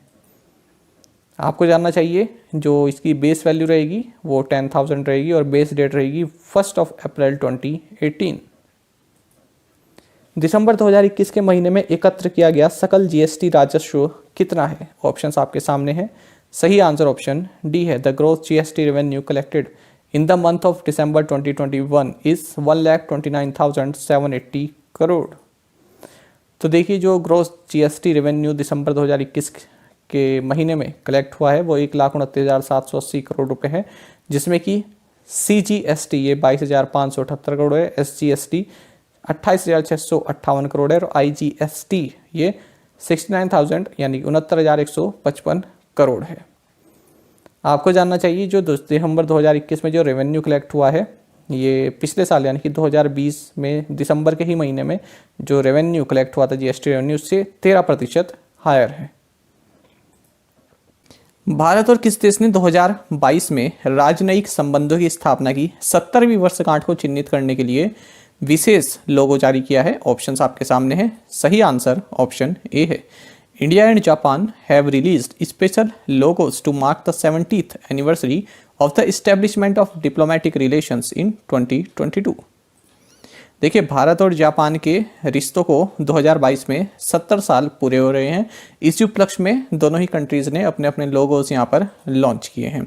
आपको बता दें 28 अप्रैल 1952 से भारत और जापान के बीच डिप्लोमेटिक रिलेशंस स्थापित हुए थे। तो देखिए जो दोनों ही कंट्रीज़ की जो नेशनल बर्ड है, भारत की पीकॉक और जापान की ग्रीन फिजेंट, तो ये दोनों ही लोगों में डिपिक्ट किए गए हैं। ग्रीन फेजेंट जो है ये 7 नंबर को शो करता है इसकी टेल से, और जो पीकॉक है ये 0 नंबर को शो करता है, यानी कि 70 यहाँ से ये दोनों ही सिंबल बना रहे हैं। आपको बता दें जो ये लोगो है ये अनूप देव पूर्ति द्वारा क्रिएट किया गया है, जो कि master of computer application Sardar Patel university Gujarat में कर रहे हैं। प्रधानमंत्री नरेंद्र मोदी ने पीएम किसान योजना के तहत वित्तीय सहायता की 10वीं किस्त जारी की है। पहली किस्त किस अवधि से किस अवधि तक के लिए जारी की गई थी? ऑप्शंस आपके सामने हैं। सही आंसर ऑप्शन डी है। Prime minister Narendra Modi released the 10th installment of financial aid under the PM Kisan scheme. The first installment was for the period December 2018 to March 2019. जानेंगे इसके बारे में। तो देखिए प्रधानमंत्री नरेंद्र मोदी ने पीएम किसान स्कीम के तहत 10वीं इंस्टॉलमेंट को जारी किया है, जो कि 20,900 करोड़ रुपए से भी ज़्यादा तक की है टोटल राशि जो है। आपको जानना चाहिए पीएम किसान यानी प्रधानमंत्री किसान सम्मान निधि ये एक फाइनेंशियल बेनिफिट है जिसमें कि जो एलिजिबल फार्मर फैमिलीज़ हैं उनको 6,000 पर ईयर दिए जाते हैं और 3 इक्वल इंस्टॉलमेंट में दिए जाते हैं। और 3 इक्वल इंस्टॉलमेंट कितने रुपए की है? 2,000 रुपये की है। तो इस तरह से 3 इंस्टॉलमेंट में 6,000 रुपये पर ईयर आते हैं, सीधे इनके बैंक अकाउंट में जाते हैं। आपको जानना चाहिए कि इसी के साथ अब तक जो ये इंस्टॉलमेंट दी गई है इसके साथ अब तक टोटल जो रुपया जारी किया गया है इस स्कीम के तहत ये 1.8 लाख करोड़ रुपीस का है। आपको बता दें पीएम किसान स्कीम फरवरी 2019 का जो बजट है इसमें अनाउंस की गई थी और फर्स्ट इंस्टॉलमेंट दिसंबर 2018 से मार्च 2019, दिसंबर 2018 टू मार्च 2019 के पीरियड के लिए लॉन्च की गई थी। ओएनजीसी की अध्यक्ष बनने वाली पहली महिला कौन बनी है? ऑप्शंस आपके सामने हैं। सही आंसर ऑप्शन ए है। So Alka Mittal has become the first woman to head ONGC. जानेंगे इनके बारे में। तो देखिए अलका मित्तल ये फर्स्ट वुमेन बन गई हैं जो कि इंडिया की largest exploration and production company है ONGC इसको हेड करेंगी। और सेकंड वुमेन बन गई हैं जो कि किसी तेल कंपनी की हेड होंगी। आपको बता दें मार्च 2014 में हिंदुस्तान पेट्रोलियम की हेड बनी थी निशी वासुदेवा। तो ये फर्स्ट वुमेन थी जो कि किसी तेल कंपनी की भारत में हेड बनी थी। ठीक है, तो अब बनी है अलका मित्तल। तो ये ONGC की फर्स्ट वुमेन हेड है और ओवरऑल ये सेकंड वुमेन हेड है किसी तेल कंपनी की। RBI has appointed Deepak Kumar and Ajay Kumar Chaudhary at which position? Option आपके सामने है। सही आंसर ऑप्शन सी है। सो RBI ने दीपक कुमार और अजय कुमार चौधरी को एग्जीक्यूटिव डायरेक्टर के पद पर नियुक्त किया है। देखिए दीपक कुमार और अजय कुमार चौधरी इन दोनों को एग्जीक्यूटिव डायरेक्टर्स के पद पर प्रमोट किया गया है रिजर्व बैंक ऑफ इंडिया में। आपको जानना चाहिए जो दीपक कुमार हैं ये foreign exchange department, department of communication and deposit insurance and credit guarantee corporation को देखेंगे, इसको हेड करेंगे। साथ ही जो अजय कुमार चौधरी हैं ये fintech department, risk monitoring department and inspection department को देखेंगे। संकल्प स्मारक किसके द्वारा राष्ट्र को समर्पित किया गया? ऑप्शंस आपके सामने हैं। सही आंसर ऑप्शन डी है। Sankalp Smarak was dedicated to the nation by commander in chief Andaman and Nicobar command. देखिए commander in chief Andaman and Nicobar command ये है लेफ्टिनेंट जनरल अजय सिंह। तो इन्होंने हाल ही में संकल्प स्मारक इसको जो है देश को समर्पित किया है। आपको बता दें इसमें जो भी इंडियन नेशनल आर्मी के जो भी सोल्जर्स थे उन सभी को यहाँ पर श्रद्धांजलि दी गई है इस संकल्प स्मारक के थ्रू। आपको बता दें 16 जनवरी 1941 को ब्रिटिश सर्विलेंस से बचते हुए नेताजी ने यहाँ से एस्केप कर लिया था भारत से और वापस इन्होंने भारत की धरती पर 3 साल बाद कदम रखे थे 29 दिसंबर 1943 को। आपको बता दें 30 दिसंबर 1943 को सुभाष चंद्र बोस जी ने पोर्ट ब्लेयर में जो हमारा नेशनल फ्लैग है इसको फर्स्ट टाइम जो है लहराया था, होस्ट किया था, फहराया था। नेताजी के बारे में अगर हम बात करें आपको जानना चाहिए 1942 में इन्होंने ये नेताजी का टाइटल अर्न किया था। कैसे? जो आज़ाद हिंद फौज के जो इंडियन सोल्जर्स थे उनके द्वारा इनको नेताजी टाइटल दिया गया था। आपको बता दें महात्मा गांधी को फादर ऑफ नेशन सबसे पहले इन्होंने ही कहा था। ये वाला क्वेश्चन कई बार पूछा जाता है हिस्ट्री सेक्शन में, मॉडर्न हिस्ट्री में। आगे बढ़ते हैं। Shuttlers flick making every match count किस पूर्व बैडमिंटन खिलाड़ी की आत्मकथा है? ऑप्शंस आपके सामने हैं। सही आंसर ऑप्शन सी है। Shuttlers flick making every match count is an autobiography of former badminton player Pullela Gopichand. तो देखिए अपने ज़माने के और आज अपने ज़माने काफ़ी दिग्गज लेवल के बैडमिंटन प्लेयर रहे हैं पुलेला गोपीचंद। तो इनकी ऑटोबायोग्राफी है shuttlers flick making every match count, और ये इन्होंने लिखी है प्रिया कुमार के साथ मिलकर। निम्नलिखित में से कौन 3 ट्रिलियन $, बाजार मूल्य तक पहुंचने वाली पहली कंपनी बन गई है? TCS, टेस्ला, एप्पल या फिर माइक्रोसॉफ्ट? सही आंसर ऑप्शन सी है। So Apple has become the first company to reach 3 trillion $, market value. ठीक है, तो पहली कंपनी बन गई है जिसने 3 ट्रिलियन $, मार्केट कैपिटलाइजेशन का आंकड़ा जो है पार किया है। यह है आपकी एप्पल। और United Kingdom, India, France, Italy, Canada, South Korea, इन सभी की GDP को पार कर चुकी है। व्यापार निरंतरता संकट के तहत सर्वश्रेष्ठ स्वचालन के लिए किस बैंक ने UiPath ऑटोमेशन एक्सीलेंस अवार्ड्स 2021 जीता है?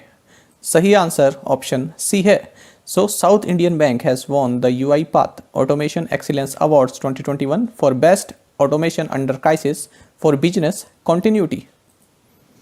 देखिए केरला बेस्ड बैंक है साउथ इंडियन बैंक, आप सभी जानते हैं। तो बिजनेस कॉन्टिन्यूटी यानी कि बिजनेस को, अपना जो बैंक का बिजनेस है इसको चलाने में जो भी कठिनाइयाँ आई कोविड के कारण चाहे किसी भी कारण, तो उसमें इन्होंने ऑटोमेशन का यूज़ किया है ना। तो इसके लिए इन्हें जो है ये UiPath ऑटोमेशन एक्सीलेंस अवार्ड 2021 दिया गया है। आपको जानना चाहिए साउथ इंडियन बैंक का हेडक्वार्टर्स थ्रिसूर केरल में है। MD एंड CEO मुरली रामकृष्णन है। स्लोगन है इसका एक्सपीरियंस नेक्स्ट जनरेशन बैंकिंग। कौन सा bank net banking, mobile banking के माध्यम से किए गए 5 लाख रुपए तक के IMPS लेन देन पर शुल्क नहीं लेगा? ऑप्शंस आपके सामने हैं और सही आंसर ऑप्शन बी है। So State Bank of India will not levy charges on IMPS transactions up to ₹5 lakh done via net banking mobile banking. देखिए स्टेट बैंक ऑफ इंडिया ने कहा है जो IMPS है इमीडिएट पेमेंट सर्विस ट्रांजैक्शन है, तो इसमें जो 5 लाख रुपए तक का जो डिजिटल जो आप ट्रांजैक्शन करते हैं, यदि वो नेट बैंकिंग और मोबाइल बैंकिंग के थ्रू अगर आप करते हैं तो उस पर कोई भी हम सर्विस चार्ज नहीं लगाएंगे। ठीक है, बाकी आपको जानना चाहिए IMPS के बारे में। इमीडिएट पेमेंट सर्विसेज की फुल फॉर्म होती है। तो ये रियल टाइम फंड ट्रांसफ़र जो है आपका एक साधन है, एक मीडियम है, 24/7 ये आपका जारी रहता है और इसके थ्रू आप पैसा भेज सकते हैं मोबाइल, इंटरनेट, ATM, SMS के जरिए। आपको जानना चाहिए हाल ही में रिजर्व बैंक ऑफ इंडिया ने इसकी जो लिमिट है ये 2 लाख से बढ़ाकर 5 लाख रुपए कर दी थी। किस पेमेंट बैंक को अनुसूचित बैंक के रूप में वर्गीकृत किया गया है? सही आंसर ऑप्शन सी है। So Airtel payments bank has been categorized as a scheduled bank. तो देखिए फ्रेंड्स, यहाँ पर जो एयरटेल पेमेंट्स बैंक है इसको RBI एक्ट 1934 के सेकंड शेड्यूल में इंक्लूड कर दिया गया है, जिसका मतलब ये होता है कि ये एक शेड्यूल बैंक बन गया है। तो कोई भी बैंक शेड्यूल बैंक तब होता है जब वो RBI एक्ट 1934 के सेकंड शेड्यूल में इंक्लूड हो जाता है। आपको जानना चाहिए एयरटेल पेमेंट्स बैंक के MD एंड CEO अनुब्रता विश्वास हैं। हेडक्वार्टर्स न्यू दिल्ली में है। टैगलाइन है bank is now at your finger tips या फिर इंडिया फर्स्ट पेमेंट बैंक। आपको बता दें साल 2017 में भारतीय एयरटेल ने इंडिया का फर्स्ट पेमेंट बैंक जिसका नाम एयरटेल पेमेंट्स बैंक है इसको सेटअप किया था। सबसे ज़्यादा खुले में शौच मुक्त यानी कि ODF प्लस गाँव की सूची में कौन सा राज्य देश में पहले स्थान पर रहा? ऑप्शंस आपके सामने हैं। सही आंसर ऑप्शन सी है।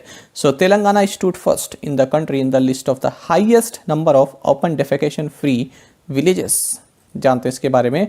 तो देखिए एक लिस्ट तैयार की गई है स्टेट्स की, जहाँ पर यह देखा गया है कि किस राज्य में सबसे ज़्यादा इस तरह के गांव हैं जहां पर जो है खुले में शौच नहीं की जाती। तो इस मामले में तेलंगाना पहले नंबर पर है और आपको जानना चाहिए दूसरे नंबर पर तमिलनाडु है, तीसरे नंबर पर कर्नाटक है। ODF यानी ओपन डेफिकेशन फ्री बोलते हैं इसको।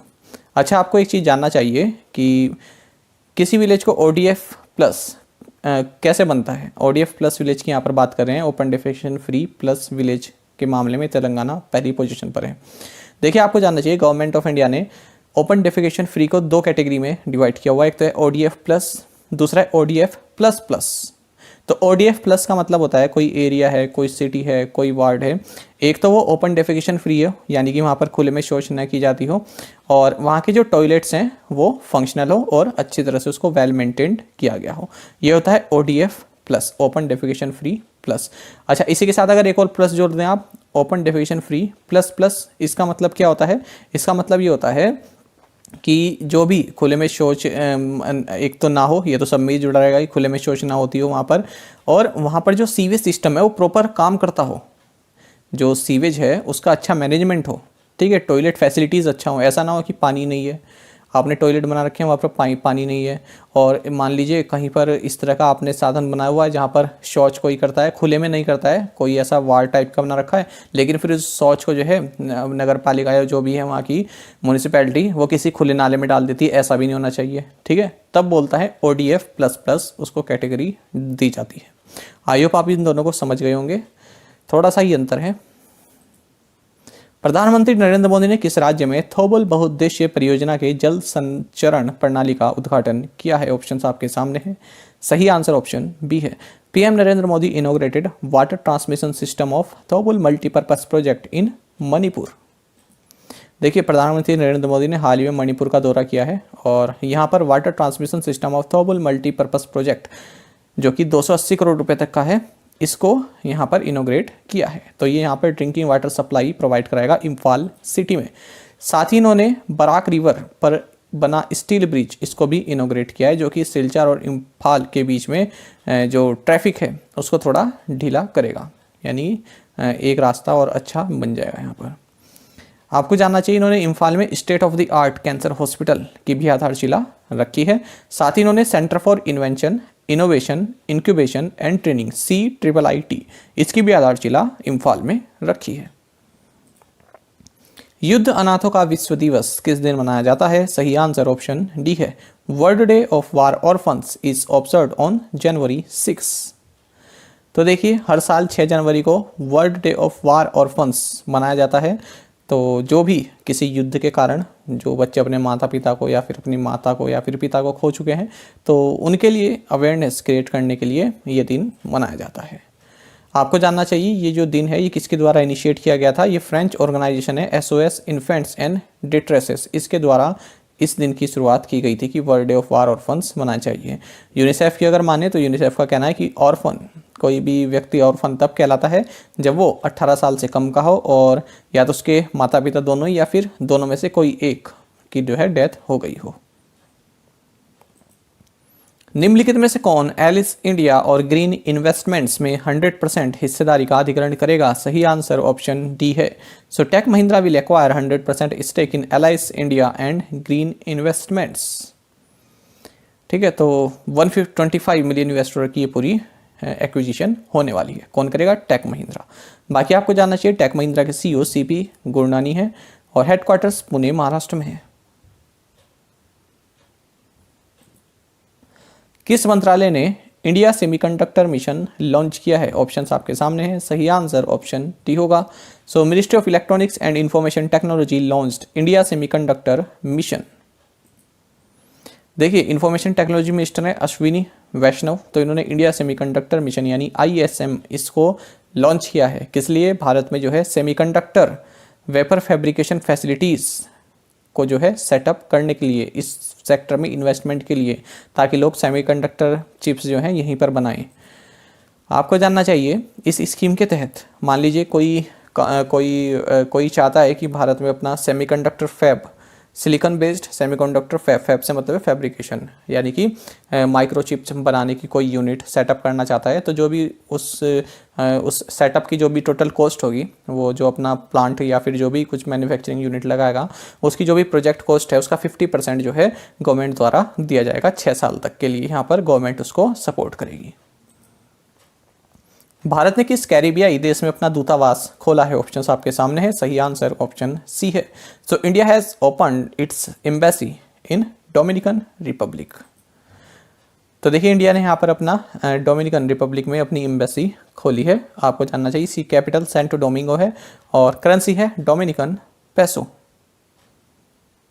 कौन सा कैरिबियाई देश अंतर्राष्ट्रीय सौर गठबंधन का 102वां सदस्य बन गया है? ऑप्शंस आपके सामने हैं।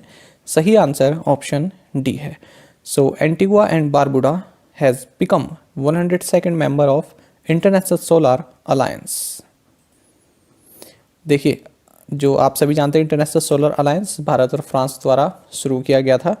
तो इसका जो लेटेस्ट मेंबर बना है 102वां मेंबर जो बना है ये एंटीगुआ एंड बारबुडा है, कैरिबियन नेशन है। और इंटरनेशनल सोलर अलायंस के बारे में आप जानते हैं director general doctor Ajay Mathur हैं, हेडक्वार्टर्स गुरुग्राम हरियाणा में है। बाकी आपको जानना चाहिए एंटीगुआ एंड बारबुडा की कैपिटल सेंट जोन्स है। यहाँ की करेंसी ईस्टर्न कैरिबियन डॉलर है। हाल ही में हमने ये पढ़ा था कि यूएन जनरल असेंबली ने इंटरनेशनल सोलर अलायंस को ऑब्जर्वर स्टेटस प्रदान किया है। उन्हें अनाथ बच्चों की मां के रूप में जाना जाता है और हाल ही में उनका निधन हो गया है। हम जिस महिला की बात कर रहे हैं उनका नाम बताएं। ऑप्शंस आपके सामने हैं। सुरेखा शिकरी, कमला बचीन, सिंधुताई सबकाल या फिर नन ऑफ द अबव। सही आंसर ऑप्शन सी है। C is known as the mother of orphan children and passed away recently. The lady we are talking about is Sindhutai Sabkal.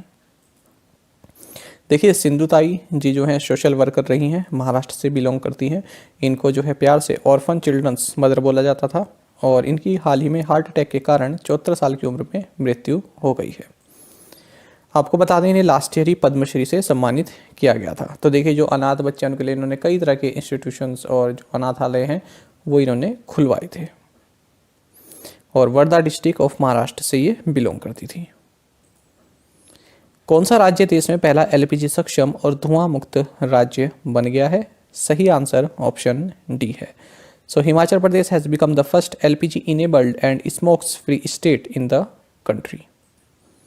तो देखिए, Himachal Pradesh first LPG enabled और स्मोक फ्री स्टेट बन गया है, धुआं रहित स्टेट बन गया है और एलपीजी भी यहाँ पर सभी के पास है। तो देखिए, ये किसके तहत बना है? आप सभी जानते हैं उज्ज्वला स्कीम का नाम आपने सुना होगा, जो सेंट्रल स्कीम है और इसी के तर्ज पर स्कीम है हिमाचल प्रदेश की गृहिणी सुविधा योजना। तो ये दोनों ही जो स्कीम है ये एलपीजी से संबंधित है। उज्ज्वला स्कीम के बारे में आपको जानना चाहिए। प्रधानमंत्री नरेंद्र मोदी द्वारा 1 मई 2016 को इस स्कीम को लॉन्च किया गया था, जिसके तहत जो महिलाएं हैं, जो बिलो पॉवर्टी लाइन फैमिलीज हैं, उनको एलपीजी कनेक्शंस दिए जाते हैं ताकि धुएं से होने वाली बीमारियों से ये महिलाएं जो हैं बच सकें। बाकी आपको हिमाचल प्रदेश के बारे में जानना चाहिए। सीएम चीफ मिनिस्टर यहाँ के जयराम ठाकुर हैं। गवर्नर राजेंद्र विश्वनाथ आर्लेकर हैं। कैपिटल शिमला है। अगर हम हिमाचल प्रदेश से संबंधित कुछ स्ट्रैटेजी की बात करें, आपको जानना चाहिए ग्रेट हिमालयन नेशनल पार्क है यहाँ पर, यूनेस्को वर्ल्ड हेरिटेज साइट है ये। और पिन वैली नेशनल पार्क है, इंद्र किला, खीरगंगा, सिम्बलबाड़ा, ये सभी अदर नेशनल पार्क यहाँ पर लोकेटेड हैं। की मोनेस्ट्री यहाँ पर नाती फोक डांस, ये कई बार पूछा जाता है आपके एग्जाम्स में, एसएससी रेलवेज में। ये हिमाचल प्रदेश में जो है ये परफॉर्म किया जाता है। मनी महेश लेक है यहाँ पर, रेणुका जी लेक है, रिजर्वायर है, रामसर साइट है, भाखड़ा डैम है, कोल डैम है, नापथा जाकरी है, चामेरा डैम है और पोंग डैम, जिसे महाराणा प्रताप सागर भी कहते हैं। तो ये सभी हिमाचल प्रदेश में है। हिमाचल प्रदेश से संबंधित हमने हाल ही में 2 काफ़ी महत्वपूर्ण करंट अफेयर्स पढ़े थे, जिनमें कि पहला ये है कि जो जनरल कैटेगरी है, उनके जनरल कैटेगरी को कोई ग्रीवेंस है तो उससे निपटने के लिए हिमाचल प्रदेश सरकार ने सामान्य वर्ग आयोग की स्थापना की है। साथ ही विजय हजारे ट्रॉफी जीती है हिमाचल प्रदेश ने तमिलनाडु को हराकर। 25वें राष्ट्रीय युवा महोत्सव की मेजबानी कौन सा राज्य या केंद्र शासित प्रदेश करेगा? ऑप्शंस आपके सामने हैं। सही आंसर ऑप्शन सी है। So Puducherry will host the 25th national youth festival. देखिए, प्रधानमंत्री नरेंद्र मोदी द्वारा 25th national youth festival host करने के लिए पुडुचेरी को चुना गया है और इस फेस्टिवल की टैगलाइन रहेगी सक्षम युवा, शाश्वत युवा, कैपेबल यूथ, पावरफुल यूथ। आप सभी जानते हैं पुडुचेरी के चीफ मिनिस्टर एन रंगास्वामी हैं।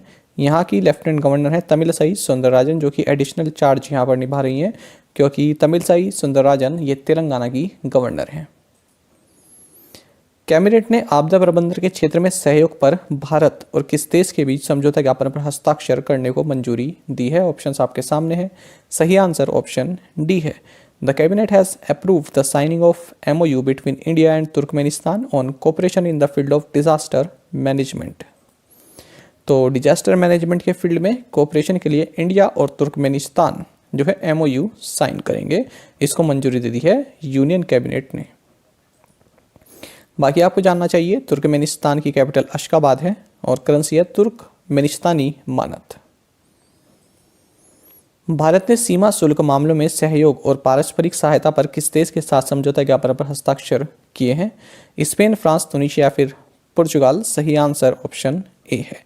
India has signed MOU with Spain on cooperation and mutual assistance in customs matters.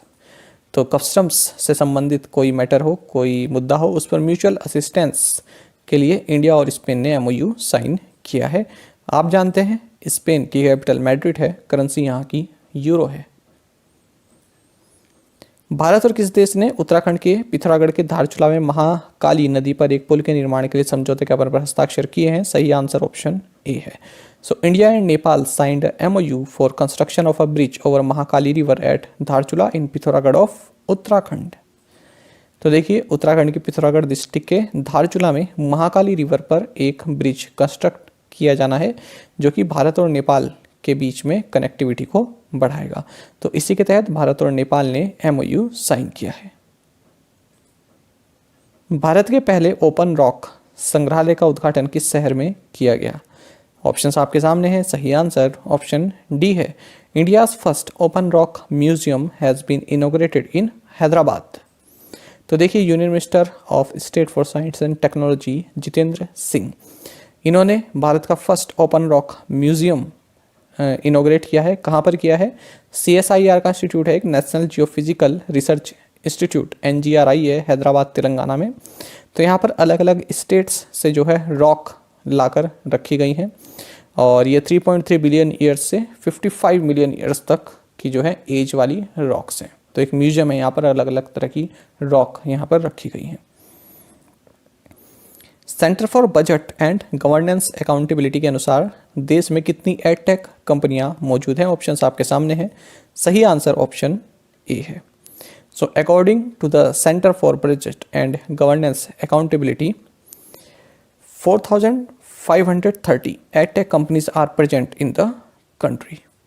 तो देखिए भारत में 4530 एडटेक कंपनीज हैं, यानी एजुकेशनल टेक्नोलॉजी कंपनीज हैं, जो आप सभी जानते हैं डिजिटल तरीके से जो एजुकेशन इम्पार्ट करती हैं। जैसे कि हम भी एक एडटेक कंपनी है, ठीक है। तो ये सभी जो है 4530 कंपनीज है, ऐसा कहा है centre for budget and governance accountability ने। आगे बढ़ते हैं।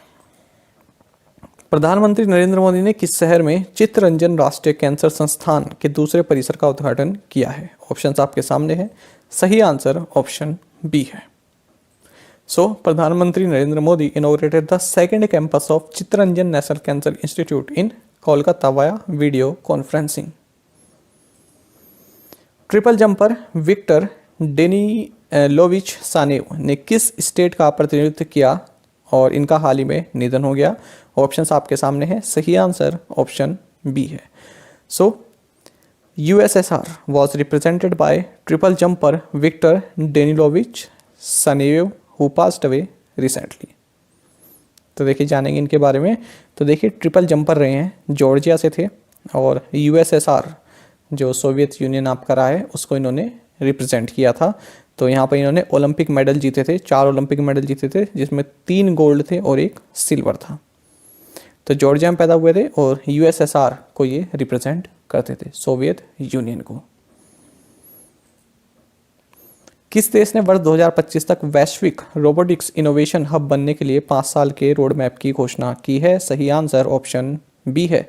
सो China has announced a 5-year road map to become a global robotics innovation hub by the year 2025। तो देखिए चाइना ने 2025 तक रोबोटिक्स इंडस्ट्री में जो है एक इनोवेशन हब बनने का 5 साल का प्लान अपना रिवील किया है, जिसके तहत ही automobile, aerospace, railway, transportation, logistics and mining, इन सभी में जो है रोबोटिक्स को यूज़ करेगा। आपको बता दें वर्ल्ड का लार्जेस्ट मार्केट है चाइना में अगर हम इंडस्ट्रियल रोबोट्स की बात करें। भारत ने किस महीने में $37 बिलियन का रिकॉर्ड सबसे अधिक मासिक निर्यात किया है? ऑप्शंस आपके सामने हैं। सही आंसर ऑप्शन बी है। India recorded highest ever monthly exports at $37 billion in December month. तो ये चार्ट भी आप देख सकते हैं यहाँ पर पॉज करके। देखिए आपको जानना चाहिए कि दिसंबर के महीने में भारत ने सबसे ज़्यादा निर्यात किया है। कितने रुपए का निर्यात किया है? जो सामान है 37.29 बिलियन यूएस डॉलर का भारत ने एक्सपोर्ट किया है। जो गुड्स हैं उन गुड्स की जो वैल्यू रही है वो इतनी रही है जो भारत ने एक्सपोर्ट किया है, और ये अब तक का हाईएस्ट है। ठीक है, तो ये रिकॉर्ड किया गया दिसंबर में। और अगर हम कंबाइंड देखें अक्टूबर नवंबर दिसंबर का, तो ये है 103 billion US dollar, 103 billion US dollar का एक्सपोर्ट भारत ने किया है। पोस्ट 2020 ग्लोबल बायोडाइवर्सिटी फ्रेमवर्क पर दक्षिण एशियाई परामर्श बैठक कहाँ पर आयोजित की गई? ऑप्शंस आपके सामने हैं। सही आंसर ऑप्शन सी है, south Asian consultation meeting on the post 2020 global biodiversity framework was held in new Delhi. तो देखिए न्यू दिल्ली में ये जो एक मीटिंग है इसको होस्ट किया गया, south Asian consultation meeting on the post 2020 global biodiversity framework, और इसको अटेंड किया है बांग्लादेश, भूटान, मालदीव, नेपाल, श्रीलंका और पाकिस्तान के रिप्रेजेंटेटिव्स ने। निम्नलिखित में से किसने उड़ीसा में 500 मेगावाट की फ्लोटिंग सोलर परियोजनाओं के विकास के लिए GEDCOL के साथ प्रोमोटर समझौते पर हस्ताक्षर किए हैं? ऑप्शंस आपके सामने हैं। सही आंसर ऑप्शन सी है। सो NHPC has signed promoters agreement with GEDCOL for development of 500 megawatt floating solar projects in Orissa. तो देखिए यहाँ पर जो है 500 मेगावाट के फ्लोटिंग सोलर प्रोजेक्ट्स जो है बनने वाले हैं उड़ीसा में, जो भी वाटर बॉडीज़ हैं उन पर। इसके लिए NHPC लिमिटेड ने green energy development corporation of Orissa GEDCOL के साथ एक समझौते पर हस्ताक्षर किए हैं। बाकी आपको जानना चाहिए NHPC के जो CMD हैं, चेयरमैन एंड मैनेजिंग डायरेक्टर, ये अभय कुमार सिंह हैं, AK सिंह हैं, और NHPC का हेडक्वार्टर्स फरीदाबाद हरियाणा में है। रिजर्व बैंक ऑफ इंडिया ने गैर वित्तीय लघु व्यवसाय ग्राहकों से प्राप्त जमा राशियों पर तरलता कवरेज अनुपात बनाए रखने हेतु बैंकों के लिए थ्रेशोल्ड सीमा 5 करोड़ से बढ़ाकर कितने रुपए कर दी है? ऑप्शंस आपके सामने हैं। सही आंसर ऑप्शन सी है। The reserve bank of India has upped the threshold limit for banks to maintain liquidity coverage ratio LCR on deposits received from non financial small businesses customers from 5 crore rupees to 7.5 crore rupees. जानेंगे इसके बारे में। देखिए आपको जानना चाहिए, आप जैसे जानते हैं कि कोई अगर फाइनेंशियल क्राइसिस आ जाता है तो लोग क्या करते हैं, बैंकों से अपना पैसा निकालना शुरू कर देते हैं। जैसे 2008 में हुआ था, 2008 में जो फाइनेंशियल क्राइसिस आया था, तो इसी को देखते हुए जो बैंक्स हैं, ये हर जगह की बात है, अगर हम भारत की बात करें तो भारत में जो बैंक्स हैं, देखिए उनके पास यदि कुछ निश्चित ऐसा डिपॉजिट आ जाता है, मान लीजिए जैसा हम इस क्वेश्चन में भी देखेंगे, ठीक है, कोई डिपॉजिट आ गया, X डिपॉजिट आ गया, तो अगर इतना डिपॉजिट उसके पास है, देखिए सब अलग अलग बैंक है, मान लीजिए SBI है, SBI के जो है कस्टमर बेस जो है काफ़ी बड़ा है, ठीक है, तो इसके हिसाब से उसकी जो लायबिलिटी है, जो अकाउंटेबिलिटी है, वो भी काफ़ी हाई है। यानी कि कई लोगों का पैसा है और उसके पास इतना पैसा होना चाहिए कि यदि लोग जो है उससे पैसा लेने आए तो वो सबका पैसा दे भी सके। ठीक है, यदि हम उससे छोटे बैंक की बात करें, जैसे यूनियन बैंक ऑफ इंडिया है, तो वहाँ पर इतने उसके अगर हम कंपेयर करें तो इतने कस्टमर नहीं है। इसका मतलब उसकी लायबिलिटी और अकाउंटेबिलिटी थोड़ा कम है SBI के मुकाबले। ठीक है, तो आपको जानना चाहिए, देखिए जो ये लिक्विडिटी कवरेज रेशो है, तो इसमें इसका मतलब क्या होता है? इसका मतलब ये होता है कि किसी भी बैंक के पास जो हाई क्वालिटी लिक्विड एसेट है, जो हाई क्वालिटी लिक्विड एसेट है, वो उसके पास होना चाहिए, ताकि कभी कोई इमरजेंसी आ जाए तो वो 30 दिन तक जो है उस पैसे को यूज़ करके जो भी इसकी लायबिलिटी है, अकाउंटेबिलिटी है, उसको पूरा कर सके। उसको बोलते हैं लिक्विडिटी कवरेज रेशो। ठीक है, तो इसका एक फॉर्मूला भी होता है और बाकी आपको जानना चाहिए। तो देखिए अब इसमें रिजर्व बैंक ऑफ इंडिया ने ये कहा है कि यदि आपके पास किसी बैंक के पास यदि डिपॉजिट आता है, पहले ऐसा था कि 5 करोड़ रुपए तक का यदि डिपॉजिट आपके पास है तो आपको लिक्विडिटी कवरेज रेशो मेंटेन करना पड़ेगा। अब इसको बढ़ाकर 7.5 करोड़ रुपीज़ कर दिया गया है। ठीक है, और जो आपको मैंने बताया कि हाई क्वालिटी लिक्विड जो एसेट होने चाहिए बैंक के पास, ठीक है, तो वो क्या होते हैं? वो गवर्नमेंट सिक्योरिटी होती है, कैश होता है, ठीक है, बॉन्ड, गवर्नमेंट बॉन्ड्स होते हैं, यानी कि जो तुरंत से जिनको लिक्विड मतलब लिक्विडिफाई किया जा सके, तुरंत जो है जिनको कैश किया जा सके। ठीक है, इस तरह के एसेट्स उनके पास होने चाहिए। यदि कोई इमरजेंसी सिचुएशन आ जाए तो वो जो है अपना जो भी उनके कर्तव्य उनको पूरा कर सके। तो अब इस लिमिट को 5 करोड़ से बढ़ाकर 7.5 करोड़ रुपीज़ कर दी गई है। Ranthambore national park is located in which state? Which multilateral development bank has Mobius strip as its logo. देखिए कितना शानदार क्वेश्चन मैं आपके लिए लेकर आया हूँ। कौन सा ऐसा डेवलपमेंट बैंक है जिसके लोगों में मोबियस स्ट्रिप है। मैं आपको इसका ये दिखा देता हूँ कैसी स्ट्रिप होती है। ऐसी स्ट्रिप होती है। आई होप आपको पहचान में आ गया होगा, देखा होगा आपने किस बैंक के सिंबल में ये मोबियस स्ट्रिप है, ये आपको बताना है। Who has been reappointed as the chairman of CACP। SBI has decided to make service charges free on IMPS transactions of up to rupees dash done through internet and banking and mobile banking. The 31 member parliamentary panel reviewing the Child Marriage Amendment Bill 2021 consists of how many women member। तो पांचों questions के answer आप हमें comment box में जरूर दीजिएगा। यदि आपको एक क्वेश्चन का आंसर भी आता है तो वो भी आप हमें कमेंट बॉक्स में बता सकते हैं। साथ ही करंट अफेयर्स फंडा को आप टेलीग्राम पर भी ज्वाइन कर सकते हैं। यहाँ पर रेगुलर वीडियो अपडेट्स और करंट क्विज जैसा हम आप सभी के लिए डालते रहते हैं। साथ ही डिस्कशन ग्रुप में आप किसी भी क्वेश्चन का सोल्यूशन पा सकते हैं। दोस्तों, यहाँ पर हमारे करंट अफेयर्स की प्लेलिस्ट दी गई है, इसको आप जरूर देखें और अपने दोस्तों के साथ और फेलो एस्पिरेंट्स के साथ हमारे करंट अफेयर्स को शेयर जरूर करें। आज का सेशन आपको कैसा लगा हमें कमेंट बॉक्स में जरूर बताइएगा। Thank you guys.